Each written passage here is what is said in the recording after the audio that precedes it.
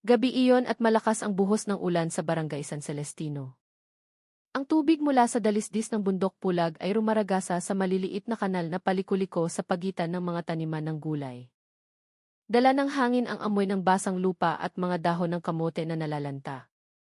Sa di kalayuan, ang dagundong ng kulog ay umaalingaw na parang isang higanting gong na dahan-dahang pinupukpok ng kalangitan. Ang mga bahay na yari sa kahoy ay umuugong sa hampas ng hangin. Ang mga gasera ay sumasayaw sa ihip ng hangin mula sa siwang ng mga dingding na kawayan. Sa dulo ng barangay, sa hangganan ng isang maliit na gubat, nakatayo ang isang lumang bahay na may bubong na yero.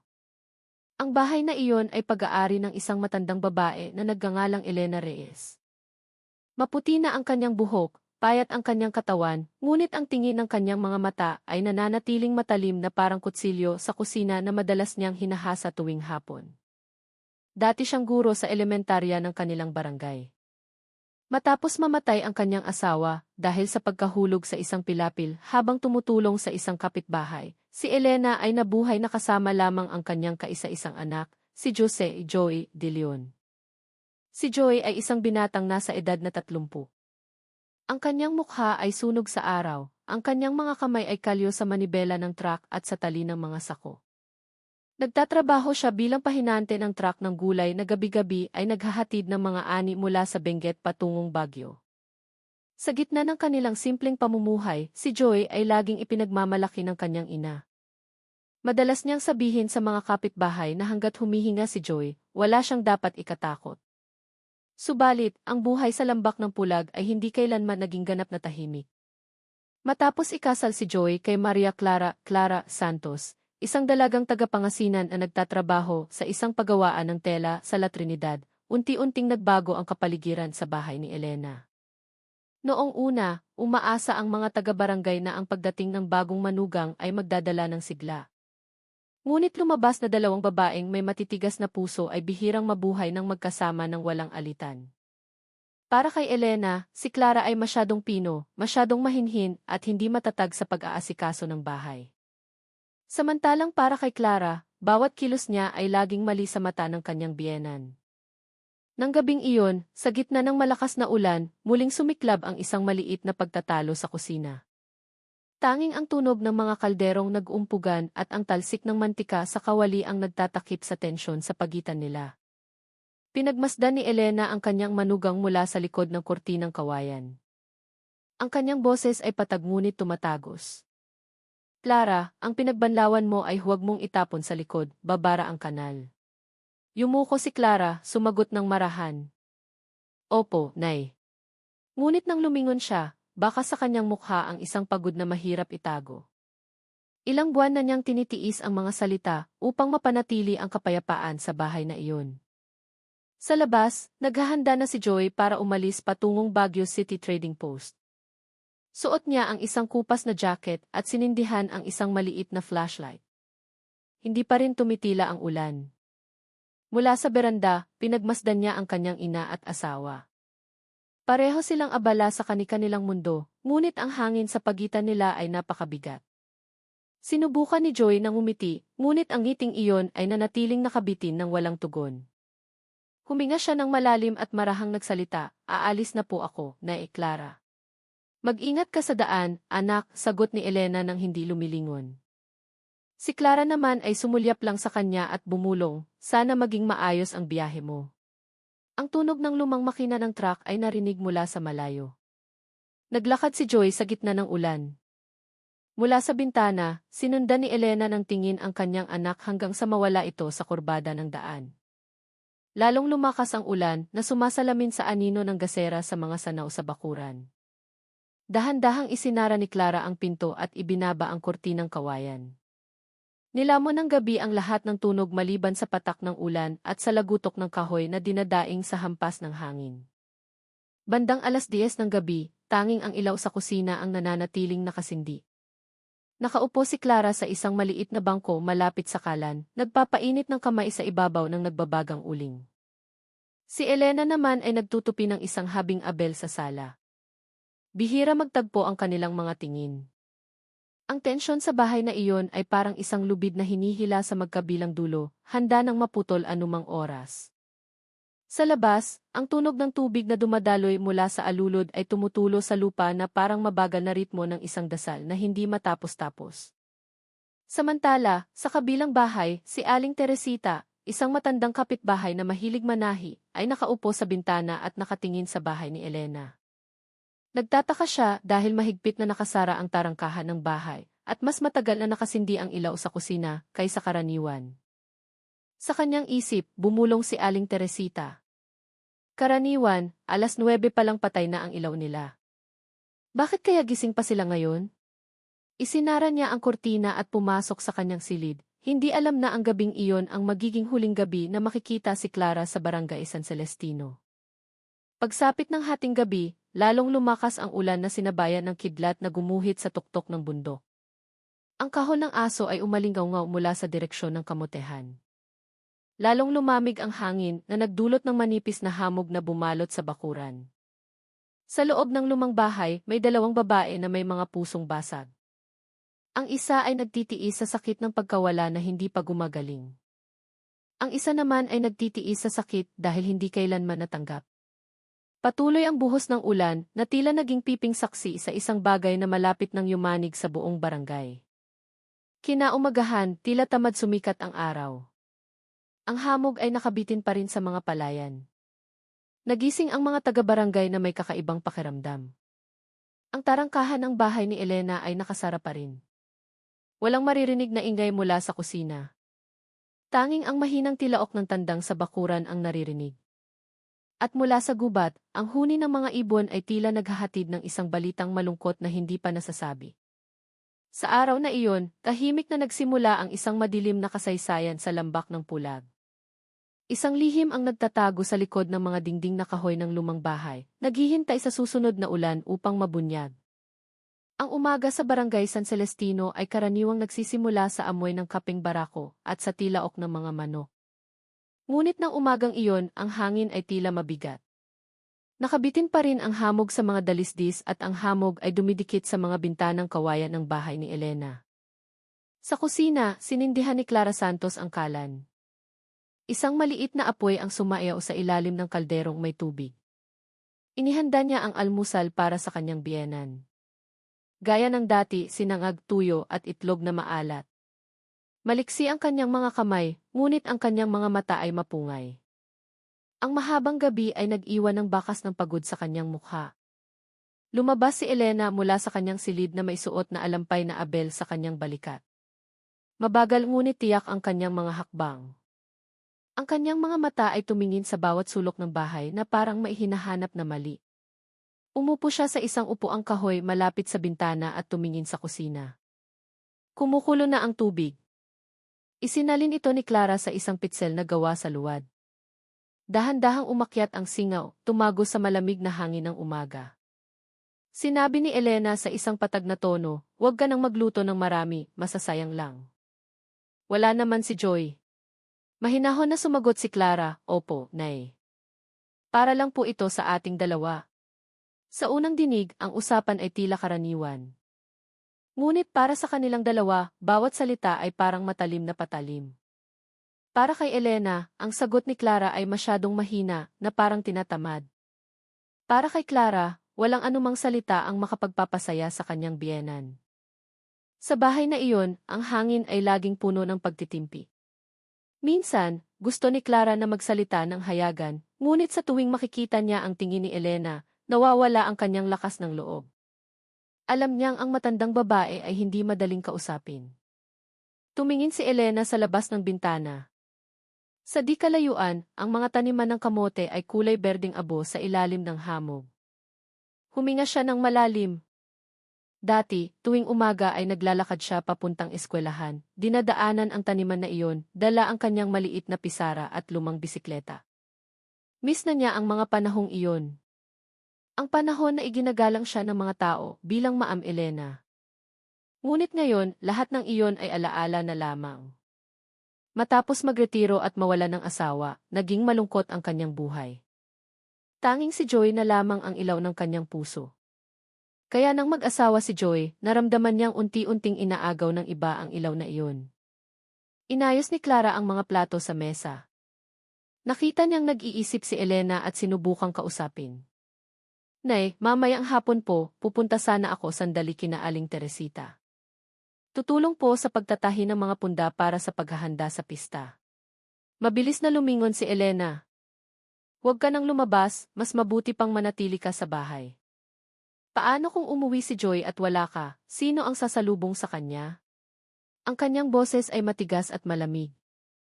Natahimik si Clara. Gusto niyang ipaliwanag na ang paghahanda sa pista ay para rin sa pagdarasal para sa pamilya, ngunit alam niyang anumang dahilan ay ituturing na pagtatanggol sa sarili. Matapos mag-almusal, naghugas ng plato si Clara sa poso sa likod bahay. Ang ulan kagabi ay nag-iwan ng putik sa lupa. Tiningnan niya ang tubig sa isang maliit na batya at nakita ang anino ng kanyang mukha sa ibabaw. Nagtatanong sa kanyang sarili, nagkamali ba akong magpakasal? Nagkamali ba akong mahalin ang anak niya?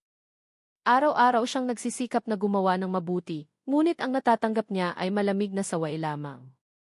Minsan, naaalala niya ang bahay ng kanyang mga magulang sa Pangasinan, ang malawak na bakuran, at ang tinig ng kanyang kapatid na naglalaro. Ngunit hindi siya maaaring umuwi. Dahil para sa isang asawa, ang pag-uwi ng walang pahintulot ay isang kahihiyan. Samantala, sa sala, tinitingnan ni Elena ang larawan ng kanyang asawa na nakasabit sa dingding. Ang lalaki ay nakangiti sa loob ng isang kwadrong kahoy, suot ang isang itim na kopya. Bumulong si Elena, mahal, tingnan mo ang anak natin. Masyado siyang malambot sa babaeng iyon. Huminga siya ng malalim at tumingin sa labas ng bintana. Sa di kalayuan, muling dumilim ang kalangitan. Nagsimulang takpan ng mga magsasaka ang kanilang mga ani dahil sa pangambang muling ulan. Tila nakikisama ang kalikasan sa lungkot ng kanyang puso. Pagsapit ng tanghali, dumating si Aling Teresita dala ang isang pinatahing tela. Dahan-dahan siyang kumatok sa pinto. Agad na binuksan ni Clara na kasalukuyang nagwawalis. Ang kanyang ngiti ay magiliw, ngunit ang kanyang mga mata ay nagpapahiwatig ng pagod. Pumasok si Aling Teresita at umupo sa isang silya malapit sa pinto. Magaan siyang nakipag-usap, nangumusta, at pagkatapos ay inalok si Clara na sumama sa pananahi kasama ang ibang mga kababaihan. Lumingon si Clara kay Elena, ngunit hindi sumagot si Elena, malamig lamang itong tumingin. Naintindihan ni Aling Teresita at nagmamadaling nagpaalam. Pagkaalis niya, marahang sinabi ni Elena, kung gusto mong maging asawa ni Joy, huwag kang masyadong lumalabas. Ang bahay na ito ang responsibilidad mo, hindi ang mga usapan sa barangay. Yumuko si Clara at tumango ng walang imik, ngunit sa loob ng kanyang dibdib, mayroong isang bagay na nabasag. Pagsapit ng hapon, muling bumuhos ang ulan. Ang tunog ng patak sa bubong na yero ay marahan ngunit tumatago sa puso. Nakaupo si Elena sa beranda, nakatingin sa taniman ng kamote na sumasayaw sa ihip ng hangin. Si Clara naman ay nagsasampay ng damit sa ilalim ng bubong ng kusina, nakatingin sa ulan na may blangkong pananaw. Sa katahimikang iyon, pareho silang nakakulong sa kani-kanilang mundo. Si Elena, na may takot na mawala ang anak, at si Clara, na may uhaw sa pagmamahal na hindi niya kailanman natanggap. Sa pagitan nila, lalong lumawak ang agwat kahit na isang dingding na kawayan lamang ang naghihiwalay sa kanila. Bago matulog ng gabing iyon, nagsulat si Clara ng isang maliit na liham sa isang pahina ng kwaderno. Hindi niya alam kung ipapadala niya ito o hindi. Simple lang ang nilalaman, isang pasasalamat kay Joy na laging nagsisikap at isang dasal para sa kalusugan ng kanyang ina. Isinuksok niya ang liham sa ilalim ng unan. Sa labas, hindi pa rin tumitila ang ulan. Dala ng hangin mula sa dalisdis ng bundok ang tunog ng mga kawayang nagkikiskisan na parang marahan na bulong. Isang tunog na hindi mo malaman kung nagpapaalala o nananakot. Walang nakakaalam na ang tensyon na kanilang tiniis sa loob ng maraming buwan ay naghihintay na lamang ng oras upang sumabog. Sa dalisdis ng pulag, madalas talagang tumagal ang ulan. Ngunit ng gabing iyon, ang ulan ay hindi lamang tubig mula sa langit. Ito rin ay naging isang kurtina na nagtatakip sa isang maliit na baga sa kusinang kahoy. Isang baga na dahan-dahang nagiging apoy sa puso ng isang ina. Nang hapong iyon, ang kalangitan sa itaas ng bundok pulag ay mukhang malungkot. Mababang nakabitin ang mga itim na ulap, tinatakpan ang araw na nagsisimula ng lumubog sa likod ng mga taniman ng kamote. Dahan-dahang umihip ang hangin, dala ang amoy ng basang lupa at ang huni ng mga ibong pabalik sa kanilang mga pugad. Naghahanda ang barangay San Celestino para sa gabi.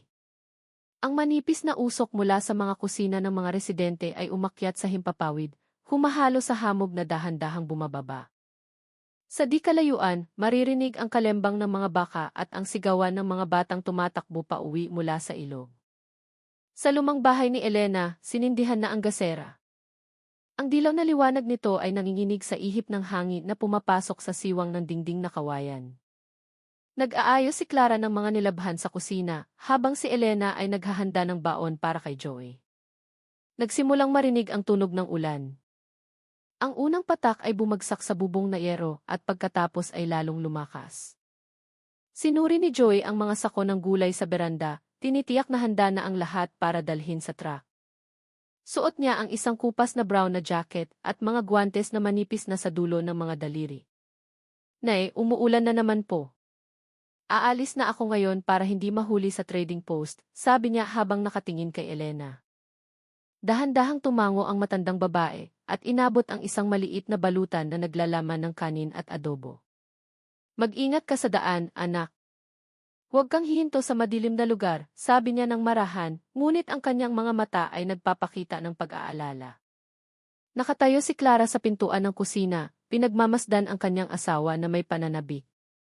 Dahil sa ulan, malabo ang mukha ni Joy sa likod ng kurtina ng tubig. Marahan niyang sinabi, huwag mong kalimutang isuot ang kapot mo, mahal. Maikling humiti si Joy. Salamat, Clara. At pagkatapos ay umalis siya, tinahak ang ulan. Ang tunog ng kanyang mga yabag ay dahan-dahang nawala sa gabi. Tanging ang tunog ng ulan ang natira, bumabagsak sa bubong, sa lupa, at sa puso ng dalawang babae na naiwan sa bahay. Dahan-dahang isinara ni Clara ang pinto at umupo malapit sa kalan. Isang maliit na apoy ang sumayaw, sumasalamin sa kanyang maputlang mukha. Nakaupo pa rin si Elena sa sala, nakatingin sa bintana na nagsisimula ng mamasa. Sa labas, isang beses kumidlat na nagdulot ng puting liwanag na nagpaliwanag sa dingding na kawayan. Dahil sa malakas na ulan, lalong lumamig ang hangin sa loob ng bahay. Ipinulupot ni Clara ang kanyang alampay sa katawan. Walang usapan sa pagitan nila. Ilang minuto ang lumipas, tanging ang lagutok ng kahoy at ang pagtulo ng tubig mula sa yero ang maririnig. Tumayo si Elena, kinuha ang habing abel at naglakad papunta sa kusina. Tiningnan niya ang likod ni Clara na naghugas ng baso. Sabi niya sa isang patag na boses, Clara, naisara mo na ba ang tarangkahan? Lumingon si Clara. Hindi pa po, Nay. Mamaya na po kapag medyo humina na ang ulan. Isara mo na ngayon, sabi ni Elena. Bilisan mo. Ang tono ng kanyang boses ay matalas na nagpagulat kay Clara. Tumango siya, inilapag ang baso, at lumabas para isara ang tarangkahang kawayan na basa ng ulan. Pagbalik ni Clara, nakaupo na si Elena malapit sa kalan. Tinitingnan niya ang nagbabagang uling na nagsisimula ng mamula. Nagbuhos si Clara ng mainit na tubig sa isang baso at inabot ito. Mainit na't sa apo, Nay.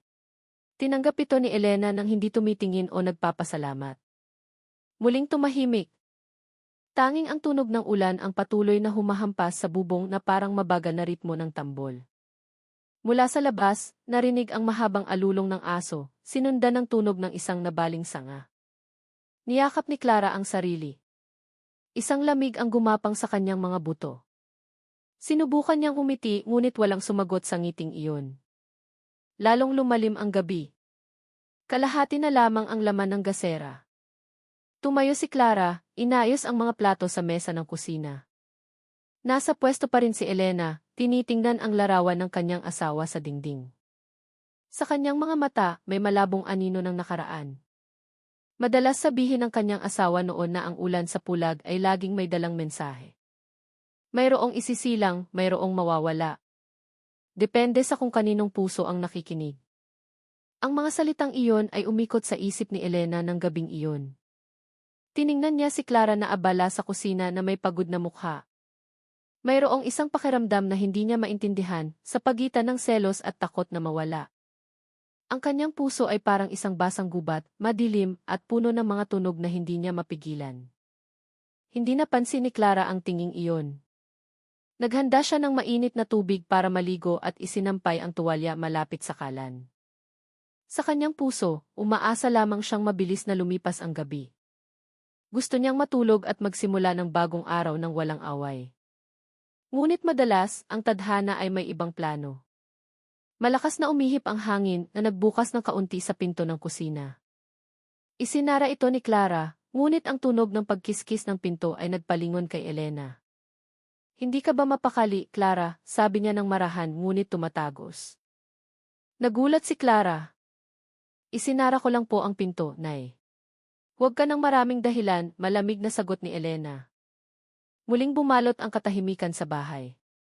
Sa labas, lalong lumakas ang ulan, ang tunog ng tubig mula sa alulod ay parang isang mahabang iyak. Umupo si Clara sa isang maliit na bangko at yumuko. Dahan-dahang tumulo ang kanyang mga luha, humahalo sa tubig ulan na tumatago sa siwang ng bubong. Dahan-dahang tumayo si Elena at naglakad papunta sa silid. Ngunit huminto ang kanyang mga hakbang sa pintuan ng kusina. Tiningnan niya si Clara na nakayuko at marahang sinabi, bukas, kapag umuwi si Joy, sabihin mo sa kanya na huwag na siyang magtrabaho sa gabi. Ayokong manatili sa bahay na ito nang tayong dalawa lang ng matagal. Pagkatapos noon, pumasok siya sa silid at isinara ang pinto. Napapikit si Clara, pinipigilan ang bigat sa kanyang dibdib. Ang gabing iyon ay tila napakahaba. Muling kumidlat. Ang puting liwanag ay tumago sa siwang ng kawayan. Sa isang sulok ng kusina, ang tubig ay tumutulo mula sa yero, bumabagsak sa isang timba na may regular na tunog na tik-tik. Tiningnan ni Clara ang nagbabagang uling na nagsisimula ng mamatay at bumulong, sana bukas, maging mas maayos ang lahat. Ngunit sa labas, hindi nagpapakita ng senyales na titila ang ulan. At sa loob ng lumang bahay na iyon, ang malamig na hangin ay nagtatago ng isang bagay na mas madilim pa kaysa sa ulan. Nang umagang iyon, kulay abo ang kalangitan sa dalisdis ng pulag. Isang manipis na hamog ang bumalot sa mga palayan at puno. Ang tubig ulan ng nakaraang gabi ay tumutulo pa rin mula sa dulo ng mga dahon ng saging at sa bubong na yero. Ang malamig na hangin ay humalo sa amoy ng basang lupa. Sa di kalayuan, mahina ang tilaok ng manok na tila nanginginig din sa lamig na hindi pa nawawala. Ang barangay San Celestino ay karaniwang maingay na mula pa madaling araw, ngunit ng umagang iyon ay kakaiba ang katahimikan. Tila nagpipigil ng hininga ang buong barangay. Sa bahay ni Elena Reyes, nakasindi pa rin ang ilaw sa kusina. Kahit mataas na ang sikat ng araw, mahigpit na nakasara ang pinto sa harap. Walang tunog ng kaldero, walang amoy ng sinangag gaya ng dati. Tanging ang tunog ng tubig mula sa alulod na bumabagsak sa lupa, na bumubuo ng mabagal na ritmo na sumisira sa katahimikan. Sa beranda, nakakalat pa rin ang tsinelas ni Clara, basa ng hamog. Ang mga isinampay niyang damit mula pa kagabi ay hindi pa rin inaalis. Bandang 7:00, dumating si Aling Teresita, ang kapitbahay na katabi ng kanilang bahay, dala ang isang bayong ng gulay. Dahan-dahan siyang kumatok habang tumatawag, Aling Elena, Clara, nagdala ako ng murang dahon ng kamote. Kaani ko lang. Walang sumagot. Naghintay siya sandali at muling kumatok. Tanging ang tunog ng manok mula sa likod bahay ang narinig.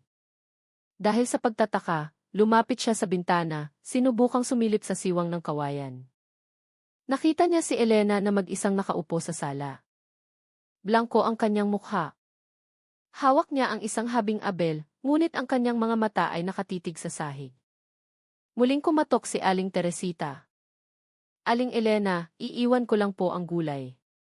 Sa pagkakataong ito, dahan-dahang lumingon si Elena. Ang kanyang boses ay mahina. Ilagay mo na lang dyan sa labas, Teresita. Wala si Clara sa bahay. Kumunot ang noo ni Aling Teresita. Umalis po pala ng maaga. Dahan-dahang tumango si Elena nang hindi nagpapaliwanag.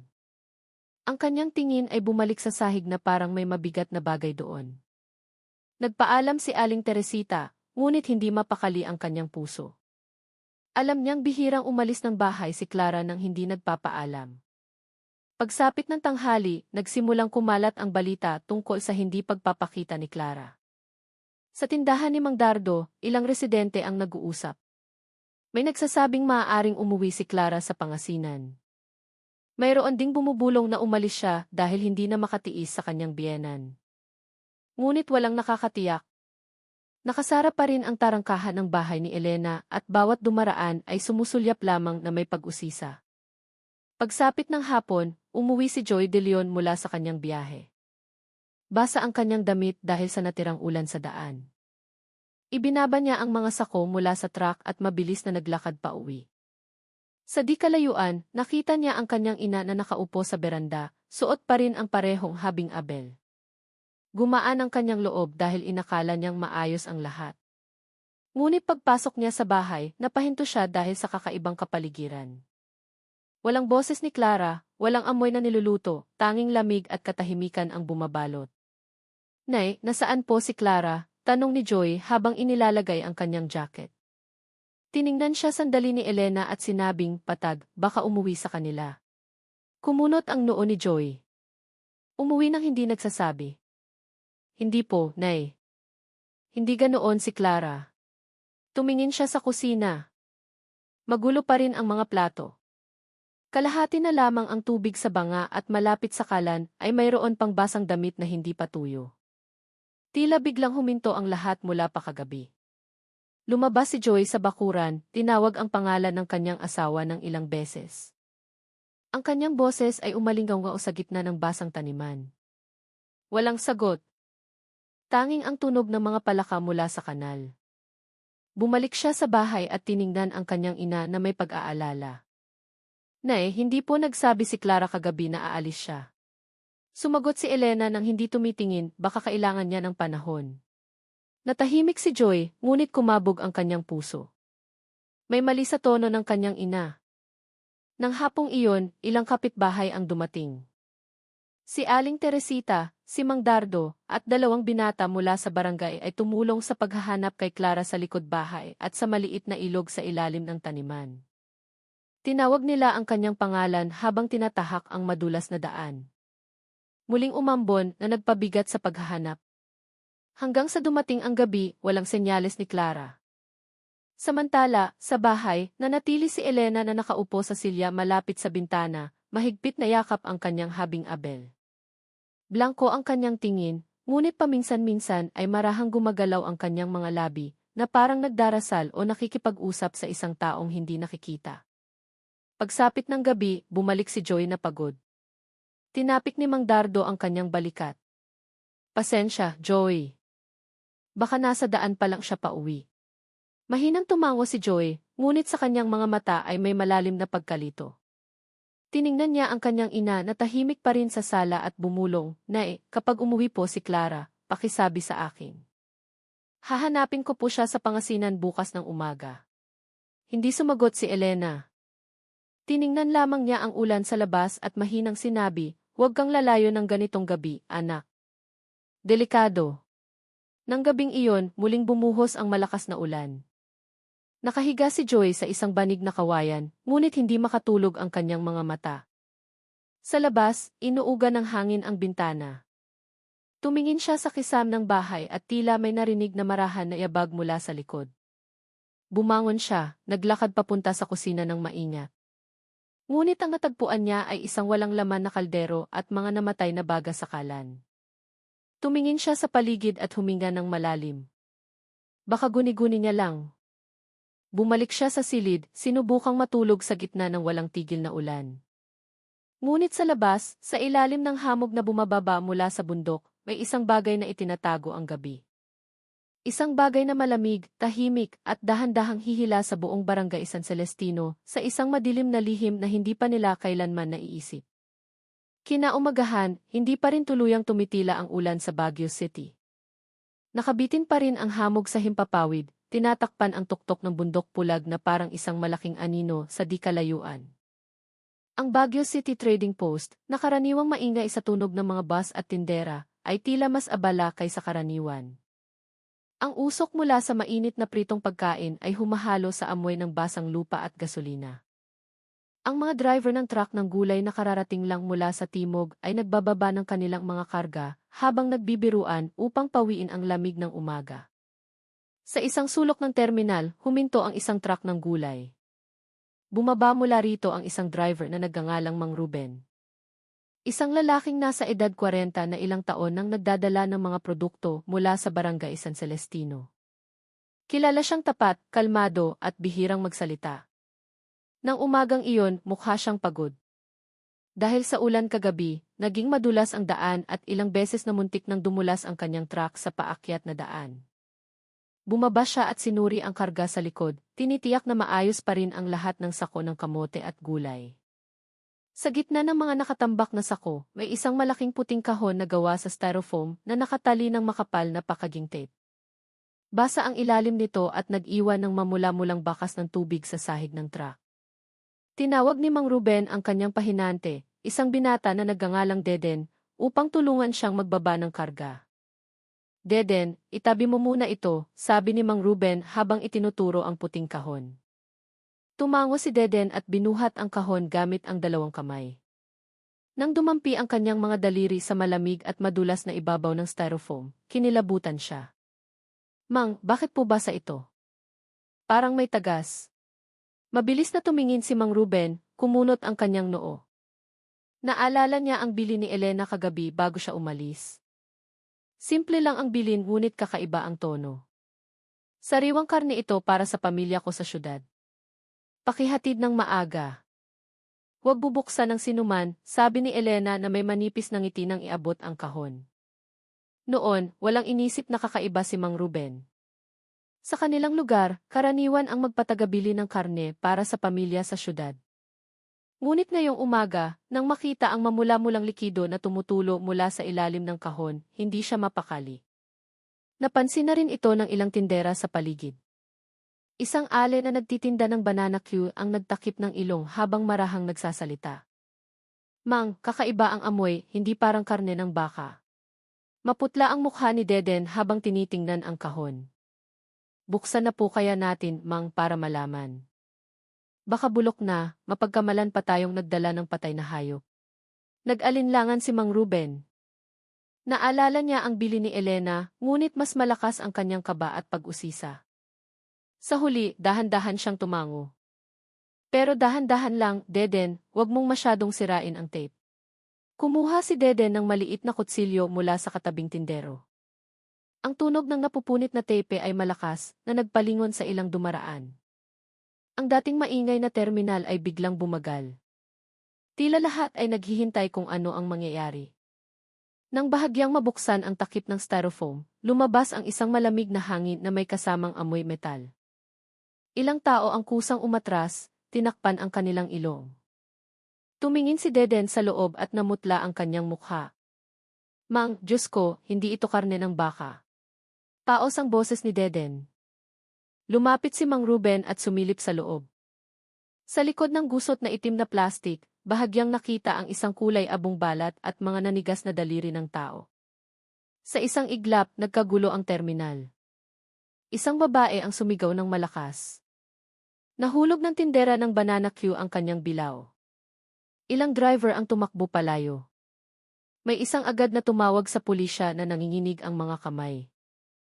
Sa loob ng ilang minuto, kumalat ang balita na parang apoy. May putol-putol na katawan ng tao sa terminal, sa loob ng isang puting kahon.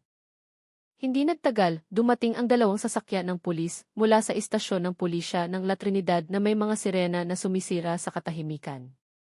Itinabi ang mga residente at pasahero at nilagyan ng police line ang paligid ng truck. Si Inspector Marco de Silva, isang kilalang investigador, ay bumaba mula sa sasakyan kasama ang kanyang team. Agad na napunta ang kanyang tingin sa puting kahon na bahagyang nakabukas na. Nagsusuot siya ng guwantes at mabilis na nagbigay ng utos. Lahat umatras. Walang lalapit hanggang hindi namin nasusuri. Maingat na binuksan ni Sargento Romano ang kahon. Muling umambon na tumutulo sa bubong ng terminal na nagdulot ng isang malamig na pakiramdam. At totoo nga, sa loob ng kahon ay may mga piraso ng katawan ng tao na basta na lang binalot sa itim na plastik. Ilang bahagi ay nakatali ng straw. Ang iba ay nakabukas. Maputla ang kulay ng balat at tuyo na ang dugo sa ibabaw. Ang amoy ng lansa na humalo sa malamig na hangin ay nagpaduwal sa ilan. Isang binata ang hinimatay. Tumingin si Inspector De Silva at marahang sinabi. Itala ang oras ng pagkakatuklas, kumuha ng litrato, at agad na ipadala sa Benguet General Hospital para sa pagsusuri. Tumango si Sargento Romano at mabilis na kumilos. Samantala, nanginginig pa ring nakatayo si Mang Ruben. Maputla ang kanyang mukha, blanko ang kanyang mga mata. Wala po akong alam, sir, sabi niya ng pautal-utal. Pinatagabilin lang po iyan ni Aling Elena sa San Celestino, sabi niya karne para sa pamilya. Tumulong lang po akong magdala. Ang pangalang iyon ay agad na nagpalingon kay Inspector De Silva. Elena Reyes, tanong ni De Silva sa isang patag na tono. Mahinang tumango si Mang Ruben. Opo, sir. Siya po ang ina ni Joy De Leon, ang pahinante na madalas kong kasama. Nagkatinginan si De Silva at si Sargento Romano. Ang dating ambon ay lumakas na ngayon, binabasa ang buong terminal. Umalingaw-ngaw ang kulog sa kalangitan ng Bagyo. Sa ilalim ng malakas na ulan, nakalatag pa rin ang puting kahon sa lupa, naging piping saksi sa isang bagay na mas madilim pa. Ilang minuto ang lumipas, tumingala si De Silva sa madilim na kalangitan at sinabi sa isang mabigat na boses, ihanda ang team. Pupunta tayo sa San Celestino ngayong hapon din. Huwag nating hayaang mawala ang bakas na ito dahil sa ulan. Mabilis na tumango si Romano. Ang sasakyan ng pulis ay umikot at muling umugong ang sirena nito sa gitna ng malakas na ulan. Mula sa araw na iyon, ang terminal ay hindi na lamang isang lugar para sa mga bus at truck. Ito ay naging saksi sa pagbubunyag ng isang lihim na matagal nang nakatago sa likod ng mga bakod na kawayan at taniman ng kamote sa paanan ng bundok pulag. Nang hapong iyon, hindi pa rin tuluyang tumitila ang ulan sa Barangay San Celestino. Makapal na ulap pa rin ang bumabalot sa tuktok ng pulag.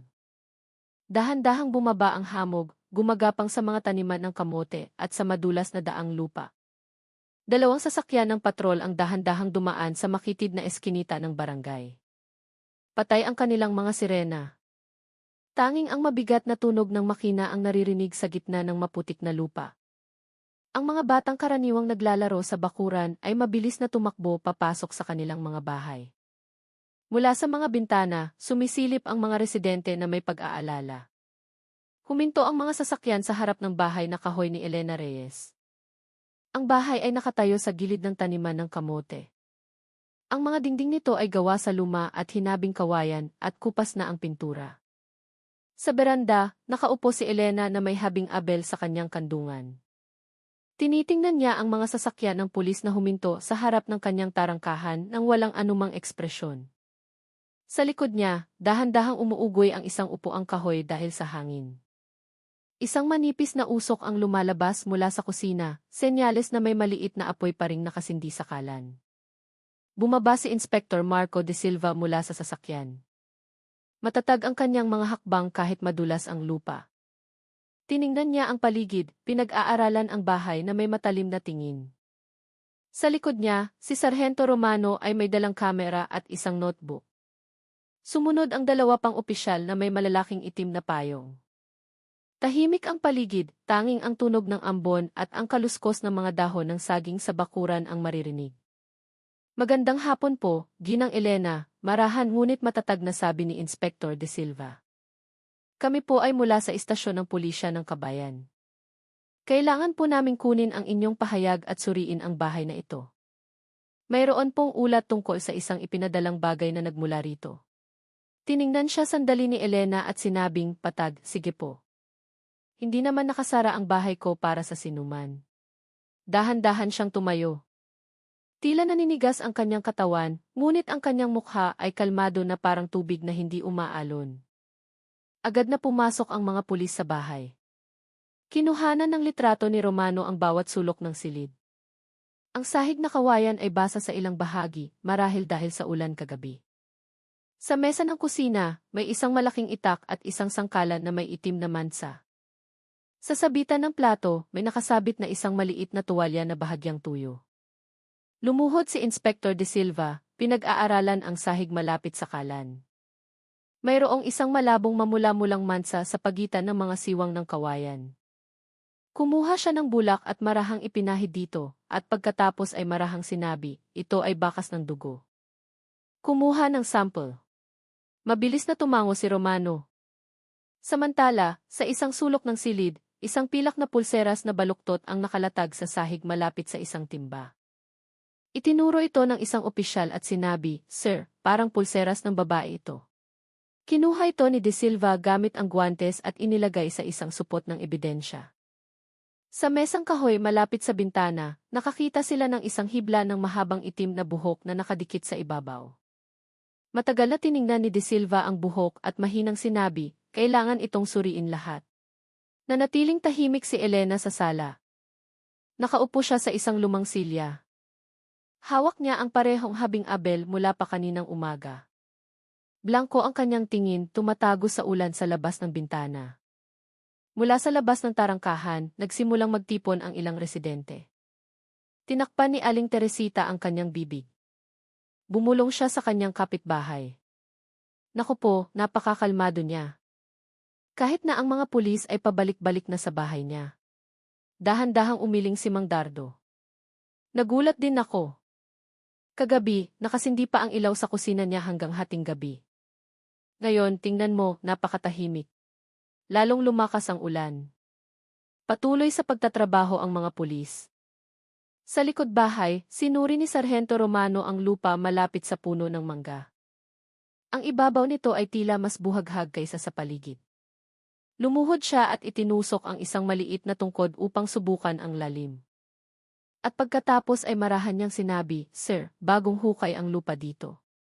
Nagbigay ng senya si De Silva. 2 opisyal ang nagdala ng pala, dahan-dahang naghukay. Matapos ang ilang paghukay, nakita ang dulo ng isang asul na tsinelas na puno ng putik.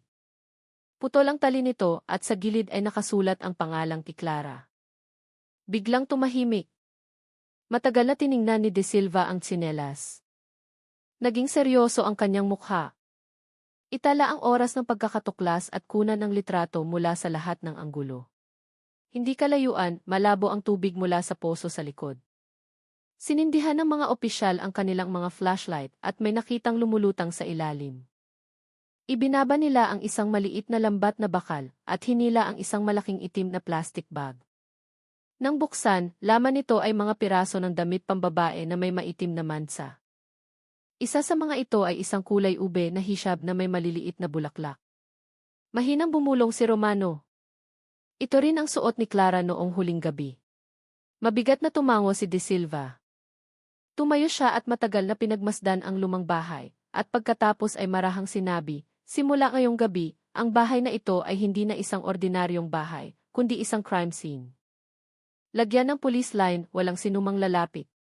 Agad na naglagay ng dilaw na tape ang 2 opisyal sa palibot ng bakod na kawayan. Patuloy ang buhos ng ulan, tumutulo sa bubong na yero, na lumilikha ng isang mahinang tunog na parang isang mahabang bulong. Ang mga residenteng nanonood mula sa malayo ay nagsimulang magdasal. Mayroong umiiyak ng walang tunog, mayroong yumayakap sa kanilang mga anak. Hindi sila makapaniwala na ang bahay na dati ay simple at tahimik ay nagtatago ng ganoon kalaking lihim. Sa beranda, nakaupo pa rin si Elena nang hindi gumagalaw. Lumapit si De Silva at marahan, ngunit matatag na sinabi, Ginang Elena, hinihiling po namin na sumama kayo sa istasyon para sa karagdagang tanong. Dahan-dahang lumingon si Elena at tumango. Tumayo siya, inayos ang habing abel sa kanyang balikat, at dahan-dahang lumabas ng bahay. Nang dumaan siya sa ilalim ng police line, hindi nag-alinlangan ang kanyang mga hakbang. Tanging ang tingin ng kanyang mga mata ang mahirap hulaan, sa pagitan ng pagsuko at isang bagay na itinatago. Yumuko ang mga residente na nagkukumpulan. Walang naglakas loob na magsalita. Tanging ang tunog ng ulan at ang kalembang ng ronda mula sa malayo ang naririnig. Sa araw na iyon, nawala ang kapayapaan sa Barangay San Celestino, at ang gabing darating ay hindi na magiging katulad ng dati. Dahan-dahang bumaba ang gabi sa Benguet. Muling bumuhos ang ulan. Ang maliliit na patak ay bumasa sa bakuran ng istasyon ng pulisya ng Kabayan. Ang ilaw ng neon sa pasilyo ng opisina ay kumikislap ng mahina na nagdaragdag sa madilim na pakiramdam. Sa loob ng makipot na silid imbestigasyon, ang hangin ay malagkit at amoy malamig na kape. Nakaupo si Inspector Marco de Silva sa harap ng isang mesang kahoy. Nakabukas sa harap niya ang isang malaking folder. Sa kanang bahagi, nakatayo si Sargento Romano, handang itala ang bawat salita. Sa kabilang silya, nakaupo si Elena Reyes. Maputla ang kanyang mukha, bahagyang basa ang kanyang buhok dahil sa ulan. Sa kanyang kandungan, mahigpit pa ring hawak ang habing abel mula pa kaninang hapon. Matagal siyang tiningnan ni De Silva. Ginang Elena, may natagpuan po kaming ilang bagay sa inyong bahay. Arahan ngunit matatag na sabi ni De Silva. Isang malaking itak na may madilim na mansa, isang pilak na pulseras na baluktot, isang asul na tsinelas, at mga damit na tumutugma sa pag-aari ng inyong manugang, si Clara. Lahat po ng bagay na iyon ay susuriin namin sa laboratorio, ngunit gusto po naming marinig muna ang inyong paliwanag. Yumuko si Elena, halos hindi marinig ang kanyang boses. Wala po akong alam. Hindi po sa akin ang mga gamit na iyon. Mabilis na nagsulat si Romano sa kanyang papel. Nagpatuloy si De Silva sa isang mahinahong tono. Nang gabing umulan, kayo lang po ni Clara ang nasa bahay. Tama po ba? Dahan-dahang tumango si Elena nang hindi tumitingin. Umalis po ang anak kong si Joey para magtrabaho. Tumango si De Silva. Tama po. Ngunit mula ng gabing iyon, hindi na nakita si Clara. Gusto po naming malaman kung may narinig o nakita kayong kahina-hinala ng gabing iyon. Huminga ng malalim si Elena, marahang nanginginig ang kanyang mga kamay sa ibabaw ng habing abel. Naaalala ko lang po ang tunog ng ulan.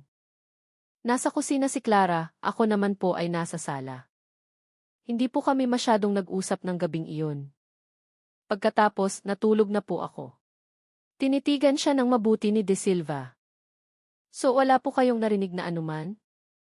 Walang pag-aaway, walang tunog ng nahulog na bagay? Dahan-dahang umiling si Elena. Wala po. Naging tahimik ang silid.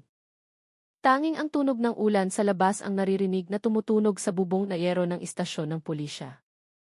Ilang minuto ang lumipas, isinara ni De Silva ang folder sa harap niya. Sige po. Sapat na po ang investigasyon ngayong gabi. Ngunit hihilingin po muna namin na manatili kayo sa selda pansamantala. Bukas po ay ipagpapatuloy natin. Tumango lamang si Elena. Dahan-dahan siyang tumayo, marahang naglakad na sinusundan ng dalawang opisyal. Mula sa likod, ang kanyang mga hakbang ay parang yapak ng isang taong naglalakad sa tubig, mabagal, mabigat, ngunit tiyak. Sa kabilang banda, ng gabing ding iyon, kararating lang ni Joey De Leon mula sa truck sa kanto ng kanilang barangay. Madilim pa ang langit, tumatagos ang malamig na hangin. Mabilis siyang naglakad sa ilalim ng ulan, dala ang isang maliit na bag na mailamang damit pantrabaho. Sa di kalayuan, nakita niya ang kislap ng mga flashlight at ang dilaw na police line na pumapalibot sa kanilang bahay. Biglang nanikip ang kanyang dibdib. Lalong bumilis ang kanyang mga hakbang. Sa harap ng bahay, ilang residente pa rin ang nakatayo sa ilalim ng payong, marahang nagbubulungan. Pinigilan ni Mang Dardo ang kanyang balikat. Joy, huwag ka munang pumasok, sabi niya sa isang mabigat na tono.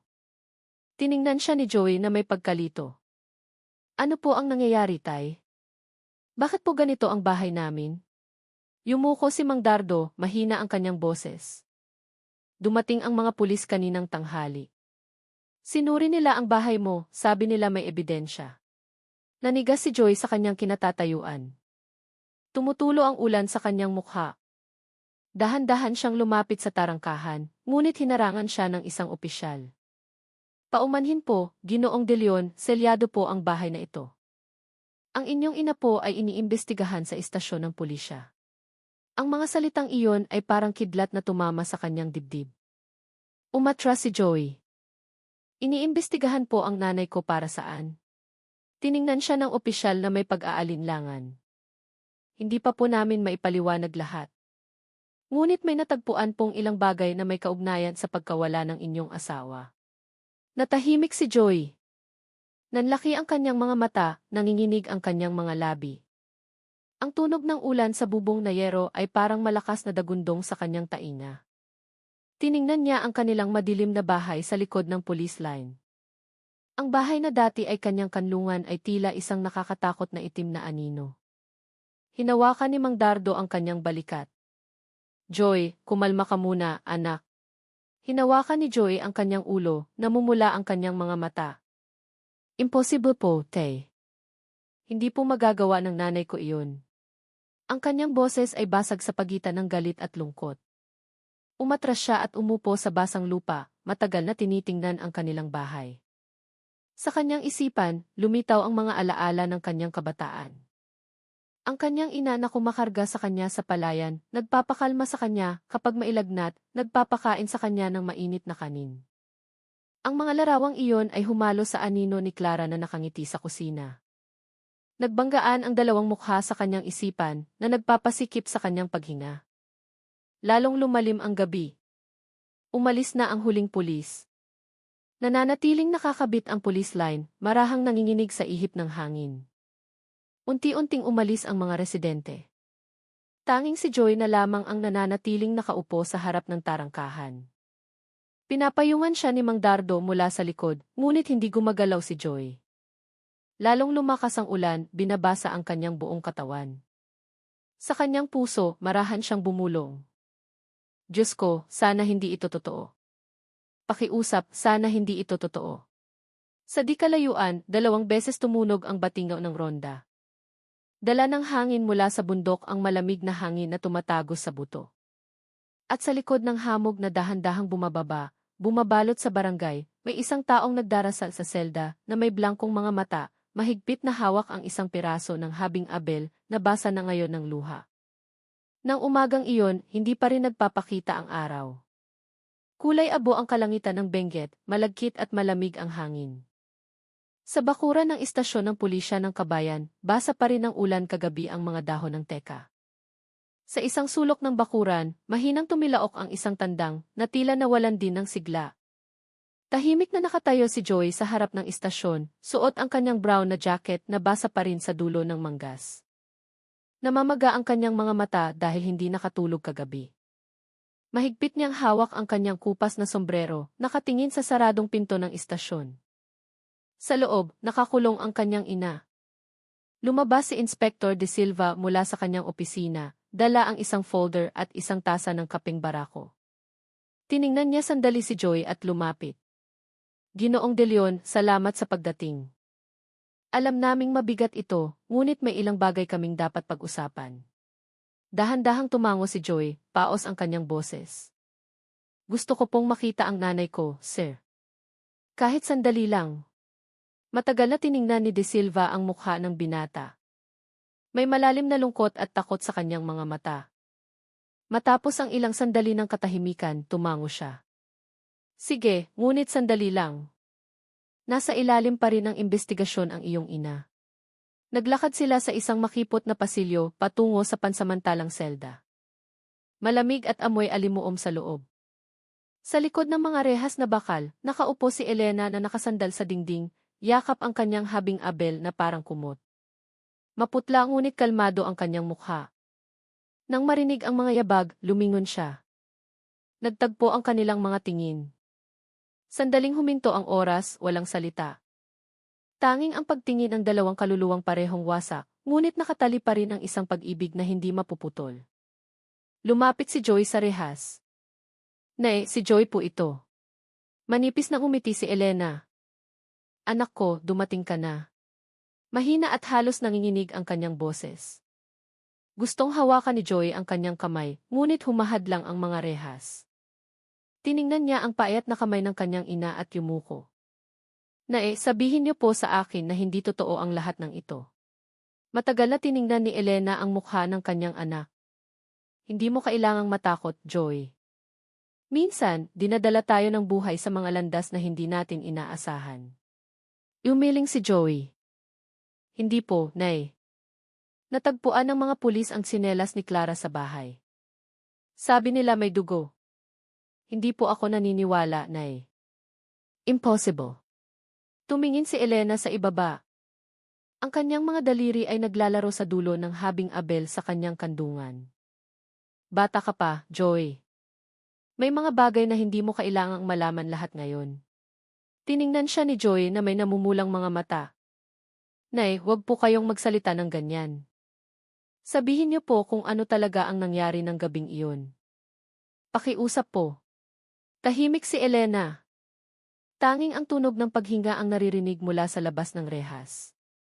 Isang manipis na sinag ng araw ang nagsimulang pumasok sa maliit na bentilasyon sa dingding. Itinaas niya ang kanyang mukha at marahang tiningnan ang kanyang anak. Ang ginawa ko, Joy, ay para protektahan ka. Malupit ang mundo. Ayokong magdusa ka tulad ng iyong ama. Natahimik si Joy. Ang mga salitang iyon ay parang isang malaking bato na bumagsak sa kanyang dibdib. Nay, ano po ang ibig niyong sabihin? Mahinang tanong ni Joy. Hindi sumagot si Elena. Inabot lamang niya ang kanyang kamay sa pagitan ng rehas, sandaling hinawakan ang dulo ng daliri ng kanyang anak. Ang dampi ay malamig, ngunit puno ng pagmamahal. Mabait kang anak, Joy. Wala kang kasalanan. Huwag mong hayaang kamuhian mo ang iyong ina dahil sa mundo. Isa-isang tumulo ang mga luha ni Joy sa sahig na semento. Yumuko siya, mahigpit na hinawakan ang kamay ng kanyang ina, kahit nasa pagitan ng rehas. Nakatayo si Inspector De Silva sa dulo ng silid, pinapanood ang usapan na may seryosong mukha. Alam niyang sa likod ng kahinahunan ng mga salita ni Elena, may isang bagay na itinatago. Marami na siyang nakitang suspect, ngunit ilan lamang ang kasing kalmado nito. At ang katahimikang iyon ang lalong nagpapabahala sa kanya. Matapos ang ilang minuto, lumapit si De Silva. Ginoong De Leon, sapat na po ang oras. Huling tiningnan ni Joy ang kanyang ina ng umagang iyon. Nay, hahanapin ko po ang katotohanan. Ano man ang mangyari, hindi ko po kayo iiwan. Mahinang humiti si Elena. Salamat, anak. Ipanalangin mo na lang na sana itumila na ang ulang ito. Lumabas si Joy mula sa selda na may mabigat na hakbang. Sa labas, nagsimulang lumiwanag ngunit malamig pa rin ang umaga. Nakatayo siya sa hagdanan sa harap ng istasyon, tinitingnan ang bundok sa di kalayuan na nababalot pa rin ng hamog. Alam niyang hindi na magiging pareho ang kanyang buhay. Sa isang panig, naroon ang kanyang ina na minahal niya mula pagkabata. Sa kabilang panig, naroon si Clara, ang kanyang asawa na maaaring wala na. Sa pagitan ng dalawang pag-ibig na iyon, basag ang kanyang puso na parang salamin na hindi na maibabalik. Lumapit si Inspector De Silva. Patuloy po kaming mag-imbestiga, Ginoong De Leon. Maniwala po kayo, hindi kami nag-aakusa ng walang ebidensya. Ngunit kung may alam po ang inyong ina na makakatulong, pakiusap po, sabihin ninyo. Mahinang tumango si Joy. Hindi na niya alam kung sino ang paniniwalaan. Isa lang ang alam niya, na kailangan niyang hanapin ang katotohanan sa sarili niyang paraan. Muling umambon. Bawat patak ay bumabagsak sa lupa na parang isang dasal na hindi natapos. Tumingala si Joy sa kulay abong kalangitan at marahang bumulong. Clara, nasaan ka man, patawarin mo ako. Aalamin ko ang lahat kahit nakalabanin ko pa ang mundo.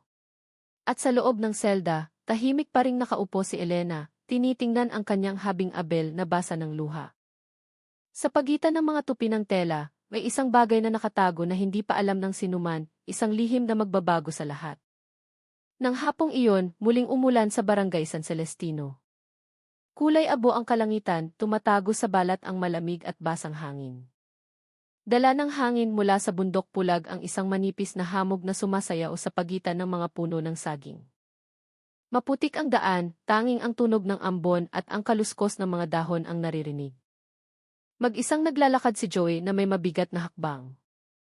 Basa ang kanyang brown na jacket, marumi sa putik ang dulo ng kanyang pantalon. Hawak niya ang isang maliit na susi na ibinigay ni Inspector De Silva upang makuha niya ang kanyang mga personal na gamit. Ngunit sa kanyang puso, alam niyang hindi iyon ang dahilan kung bakit siya umuwi. Gusto niyang hanapin sa sarili niyang paraan kung ano talaga ang nangyari noong gabing nawala si Clara. Tahimik na nakatayo ang bahay sa dulo ng taniman ng kamote, napapalibutan pa rin ang police line. Mula sa malayo, tila isang sugat na hindi pa nagsasara sa gitna ng barangay. Ilang residente ang nakatayo sa di kalayuan, nakatingin ng hindi naglalakas loob na lumapit. Nang buksan ni Joey ang tarangkahang kawayan, marahang umingit ang lumang bisagra. Huminga siya ng malalim, tiningnan ang bahay na dati ay masigla, ngunit ngayon ay malamig na parang isang anino. Dahan-dahan siyang pumasok. Maalikabok ang sahig na kawayan, mamasa-masa ang mga dingding na kahoy, at amoy gas at basang lupa sa loob. Lahat ng gamit ay nasa dati pa ring ayos.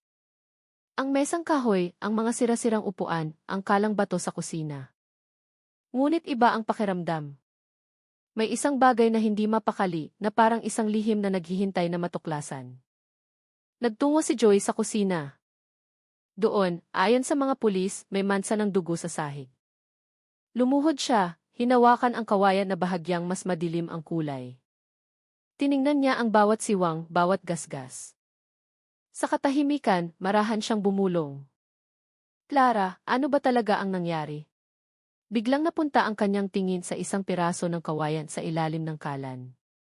Tila maluwag ito sa isang panig na parang may nag-angat dito. Sinungkit niya ito gamit ang dulo ng isang kutsarang metal na nakalatag malapit sa kawali. Dahan-dahang umangat ang kawayan na may maliit na tunog. Sa ilalim nito, may isang madilim na butas na tinatakpan ng isang piraso ng sako. Hinila niya ang sako at natagpuan ang isang lumang lata na may kalawang. Nanginginig ang kanyang mga kamay nang buksan ang takip ng lata. Sa loob nito, may ilang basang papel, isang lumang litrato, at isang maliit na gintong singsing. Malinaw pa rin ang ukit sa loob na nagsasabing kihi. Matagal na tiningnan ni Joy ang singsing.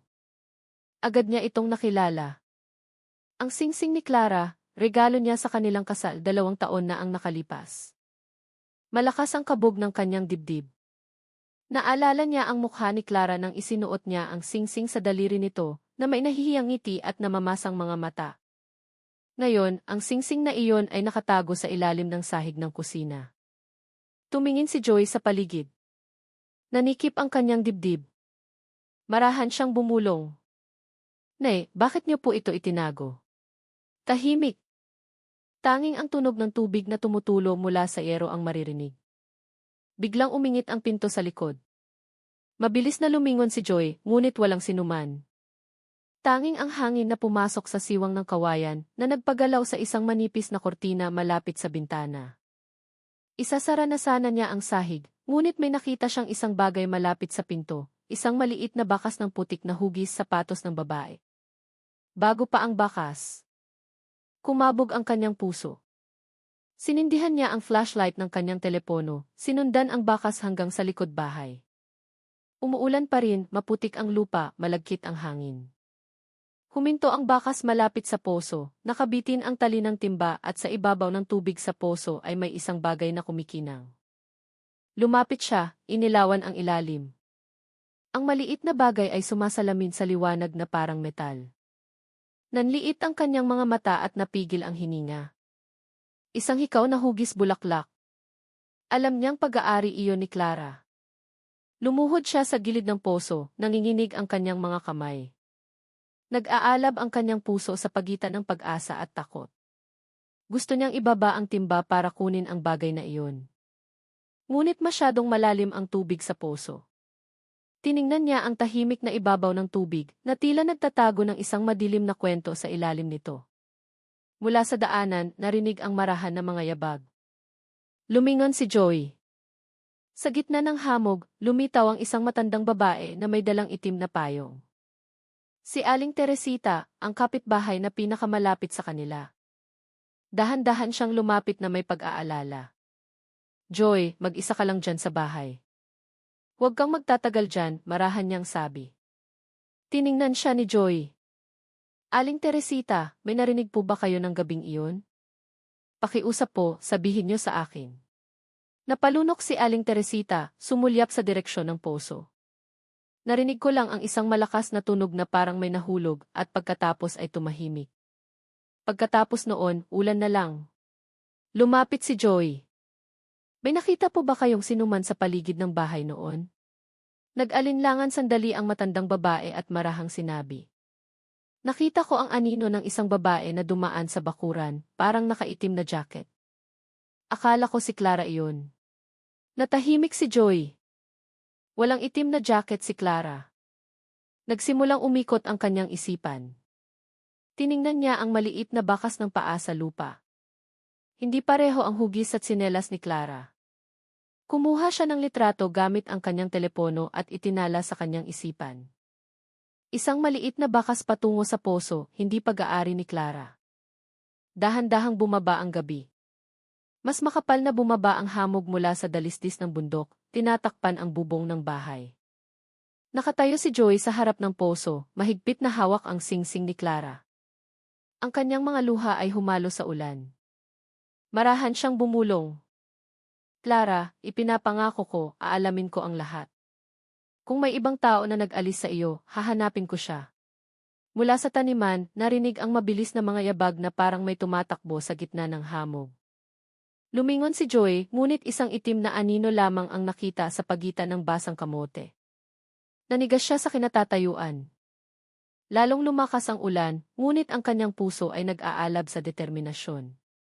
Alam niyang hindi pa tapos ang gabi at ang lihim sa likod ng pagkamatay ni Clara ay nagsisimula pa lamang mabunyag. Nang umagang iyon, kulay abo ang kalangitan ng Benguet. Hindi pa rin tuluyang tumitila ang ulan kagabi, nag-iwan lamang ng maliliit na patak sa mga dahon ng kape sa dalisdis. Tahimik ang daan patungo sa istasyon ng pulisya ng Kabayan. Paminsan-minsan lamang makikita ang isang motorsiklo ng magsasaka na may dalang mga ani. Dahan-dahang naglakad si Joy sa gilid ng daan. Mabigat ang kanyang mga hakbang, pula ang kanyang mga mata dahil hindi nakatulog. Sa loob ng bulsa ng kanyang jacket, mahigpit na nakatago ang dalawang maliliit na bagay, ang gintong singsing ni Clara at ang hikaw na hugis bulaklak na natagpuan niya sa poso. Pagdating niya sa istasyon, sinalubong siya ng malamig na hangin. Ang amoy ng kapeng barako at basang kahoy ay pumuno sa sala. Nakatayo si Inspector De Silva malapit sa bintana, pinagmamasdan ang basang bakuran. Nang makita si Joy, ibinaba niya ang kanyang tasa ng kape at lumapit. Ang aga mo, Joy, marahan niyang sabi. Mayroon bang bago? Tumango si Joy, paos ang kanyang boses. Natagpuan ko po ito sa bahay, sir. Inilabas niya ang dalawang bagay mula sa kanyang bulsa at inilagay sa ibabaw ng mesang kahoy. Matagal na tiningnan ni De Silva. Hinawakan niya ang singsing. Maingat! Malinaw pa rin ang ukit na iifigi sa loob. Pagkatapos ay sinuri niya ang maliit na hikaw na basa pa ng tubig mula sa poso. Seryoso ang kanyang mga mata. Saan mo ito natagpuan? Ang singsing po ay nasa ilalim ng sahig na kawayan sa kusina. Ang hikaw po ay nasa ilalim ng poso, sir. Huminga ng malalim si De Silva. Tiningnan niya si Joy. Sigurado ka bang walang ibang pumasok sa bahay na iyon? Umiling si Joey. Wala po, sir. Ngunit nakakita po ako ng maliit na bakas ng paa, parang sa babae. Sabi po ni Aling Teresita, nang gabing iyon ay may nakita siyang isang taong nakaitim na jacket sa bakuran. Sandaling nag-isip si De Silva. Isang babaeng nakaitim na jacket. May isinulat siya sa kanyang maliit na kwaderno at muling tiningnan si Joy. Wala kaming nakitang data ng sinuman maliban sa iyong ina sa bahay ng gabing iyon. Ngunit maaaring may dumating ng lihim. Ituloy mo. Ano pa ang nakita mo? Yumuko si Joy, marahang nanginginig ang kanyang mga kamay. Hindi ko po alam, sir. Ngunit nang nasa poso ako, parang may tumakbo sa taniman ng kamote. Hindi ko po nakita ang mukha, anino lang. Tinitigan siya ng mabuti ni De Silva. Mula saang direksyon? Mula sa likod ng bahay patungo sa maliit na daan papunta sa kawayanan. Sandaling tumahimik. Tanging ang tunog ng tubig na tumutulo mula sa bubong na yero ang naririnig. Isinara ni De Silva ang kanyang kwaderno at tumayo. Sige, susuriin natin ulit ang lugar na iyon.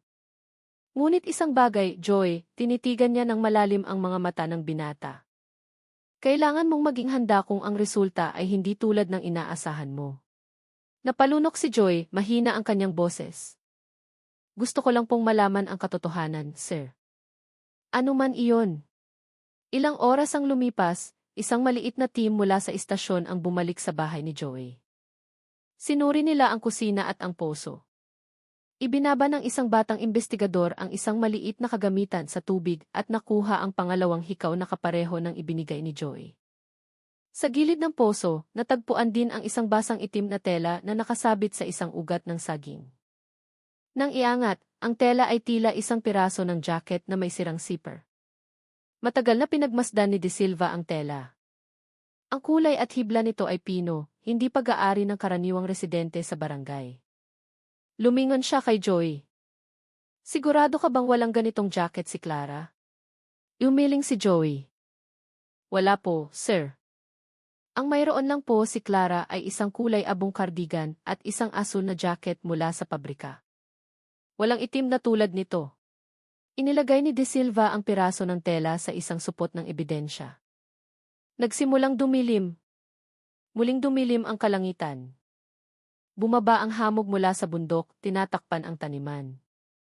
Habang isinasara ng mga pulis ang lugar, dumating si Aling Teresita dala ang isang maliit na termos ng kape para sa mga opisyal. Sinubukan ng matandang babae ng umiti, ngunit halatang tensyonado ang kanyang mukha. Matagal siyang tumingin sa direksyon ng poso at marahang bumulong. Inspector De Silva, dati po, may isang babae na madalas dumating dito sa gabi.